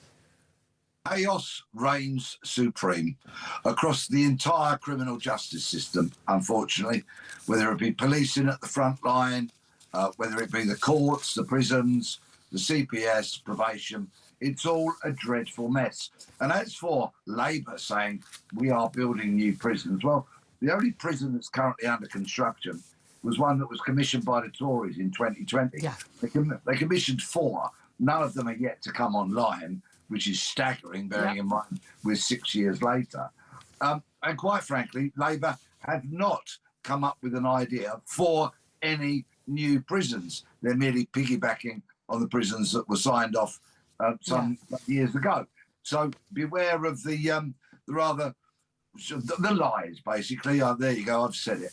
The words that are deceptive at best, lies at worst. Yeah. And with regards to the advanced fire detection systems that need to be rolled out across some 19,000 cells, well, that's proceeding at a snail's pace. That means that at any given time, 1,800 cells are lying empty. With regards, and again, so they're not actually at risk of fire. They just haven't got the fire detection devices, which we told them. Which of course modern. How long would that take to put in? Well, I'm not a Sparky, but I would imagine that not very long. If, of course, we have politicians, civil servants that actually could do their job effectively, that could commission the work. Maybe if they turned up to work in the office occasionally, that might happen. I think that would be extremely helpful, especially if you were needing to have meetings. Perhaps you'd put this work out to tender and you put a very tight deadline on the returns of those tenders, and then you commission the work immediately, and you made sure that it progressed at rocket pace as opposed to snail pace. What sort of madness is this, Peter? What are you talking about? That'll never happen. Yeah, I know, but yeah, again, it cuts across so much of what people are feeling these days, and that is we are rapidly becoming a low-trust society. Yeah. We do not trust politicians or governments to act in our best interest. Because they don't. I mean, as we've seen, like with things like, the asylum story, we've been dominating our airwaves today. And this is the thing, when the Prime Minister, I thought it was absolutely fascinating when the Prime Minister was saying, we're going to look, well, his spokesperson, we're going to look at, get Alex Norris, the Justice Secretary, to look at the early release scheme again and see if there's anything we can do, getting rid of more foreign offenders, maybe using the women's estate, all stuff that you and I and everyone else have been talking about for weeks, that we were discussing in 24 with the release under Keir Starmer. We were discussing in 23 the releases of early release of prisoners in 23 under the Tory party. It is mind-blowing that they haven't actually looked at this. It is. It's staggering.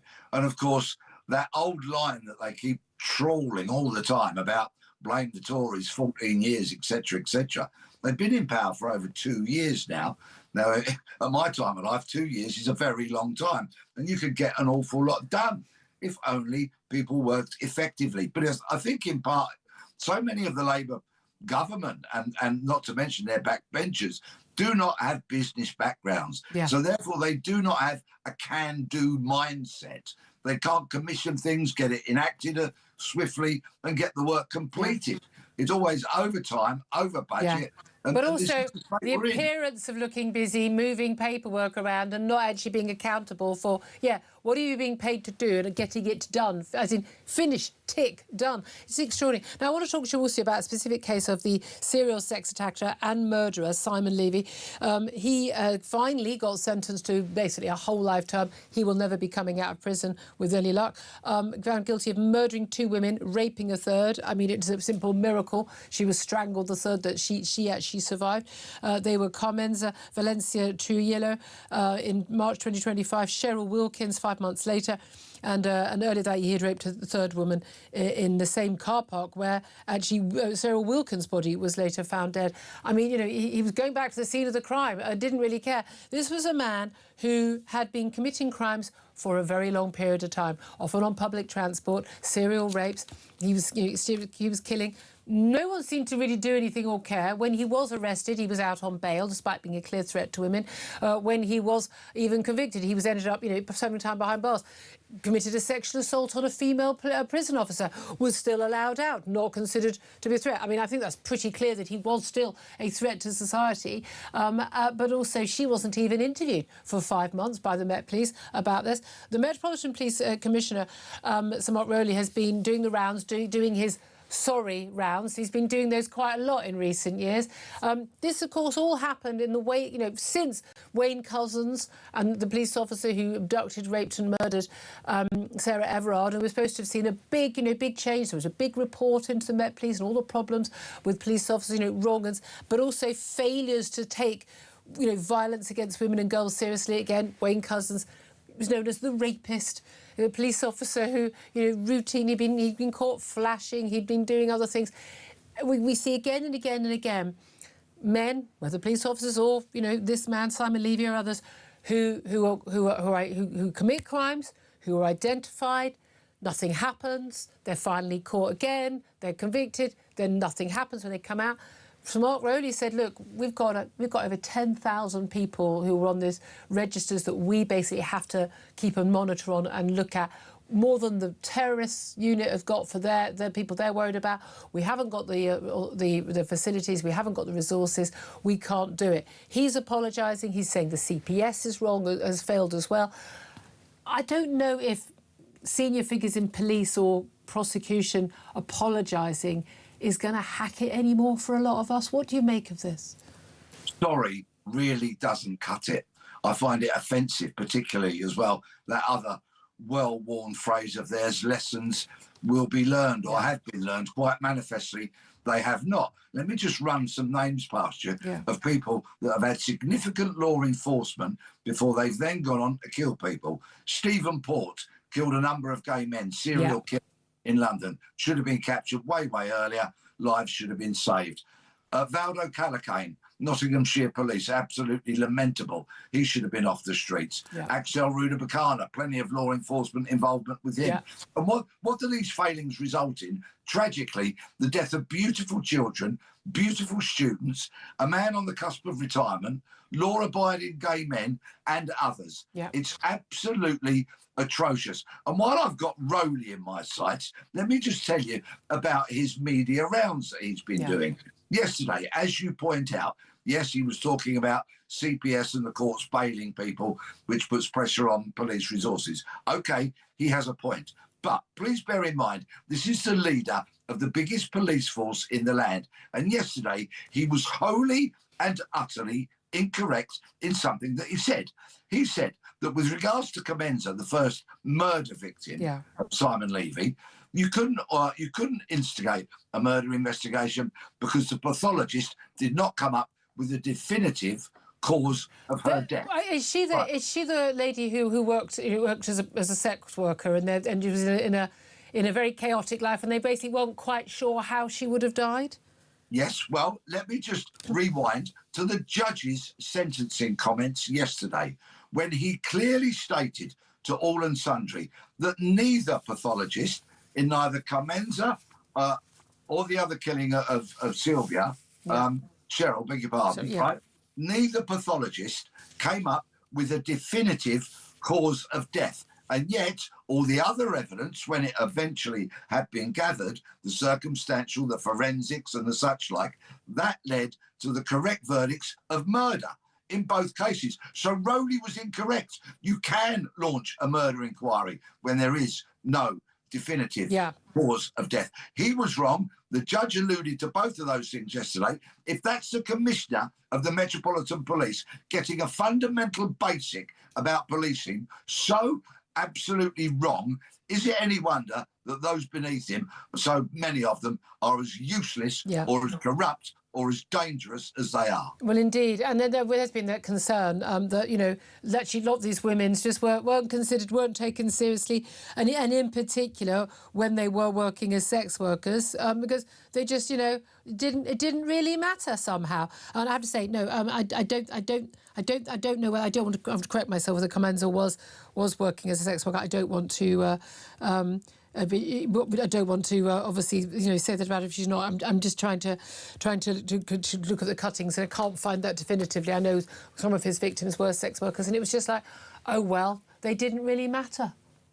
Yes, indeed. And Rowley also got it wrong because, well, actually, he also stated last week, you know, about how wonderful the officers had been. Yeah. Actually, the homicide assessment team that attended Carmenza's body, which, by the way, had been deliberately placed by Levy into a particular position, entirely inconsistent with a fall, for example, they left that case in the hands of local officers. The homicide team did not decide to investigate it as homicide.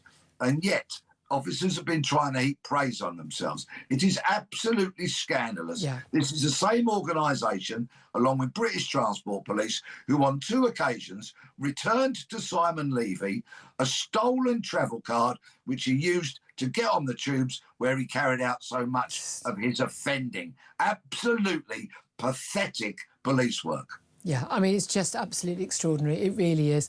Thank you very much indeed for that, Peter. Philip Ingram, your response. Well, Peter's 100% right. You know, this is where people at the top need to start taking responsibility. And if they're getting their basic analysis and the commentary wrong around the legal substance, and they're at the top of their tree, then you have to, you know, ask whether they should be allowed to stay in I there. just don't know. I mean, a lot of people I see, you know, the victims, families of you know, various different horrific cases speaking out. And they all seem to say, you know, quite good things about Mark Rowley. They consider him to be a good man who wants to do the right thing. But it doesn't keep happening. Yeah, there's a difference between someone who wants to do the right thing and always says nice things and comes across. But you have to have the substance. You have to be able to do it. There's lots of talk also that the Met Police in particular is just too big a metropolitan area. It's the biggest police force. He's the most senior police officer in the country, and it's just too big an area. But I don't think another reorganisation is the solution. 12:50 is the time. We're going to take a quick break. Then we're going to be talking to Emma Trimble from the New Cultural Forum about, well, I think Kemi Bedrock is right, that Andy Burnham is quite happy for local councils, Labour-run a lot of them, to defy the, well, not trans guidance, the sodding law on whether or not men should be allowed in women's changing rooms and women's toilets. We'll talk about that up next. This is Talk.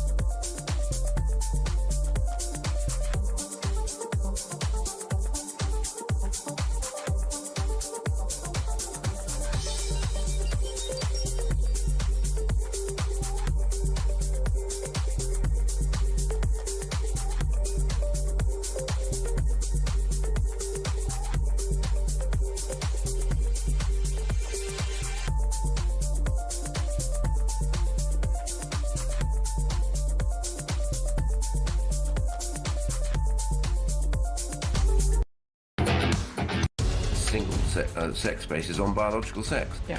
And therefore you cannot have people going into a women's space, which is for women only, who is not a biological woman.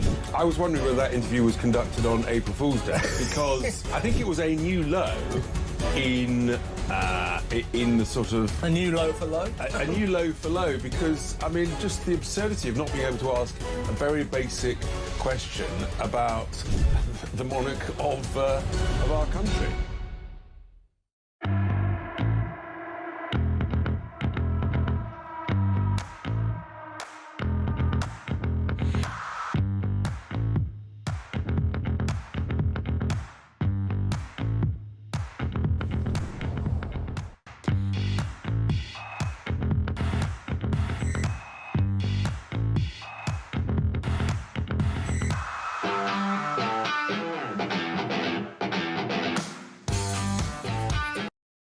Across the UK, on DAB+, on YouTube, on your mobile, and on your side. This is Talk.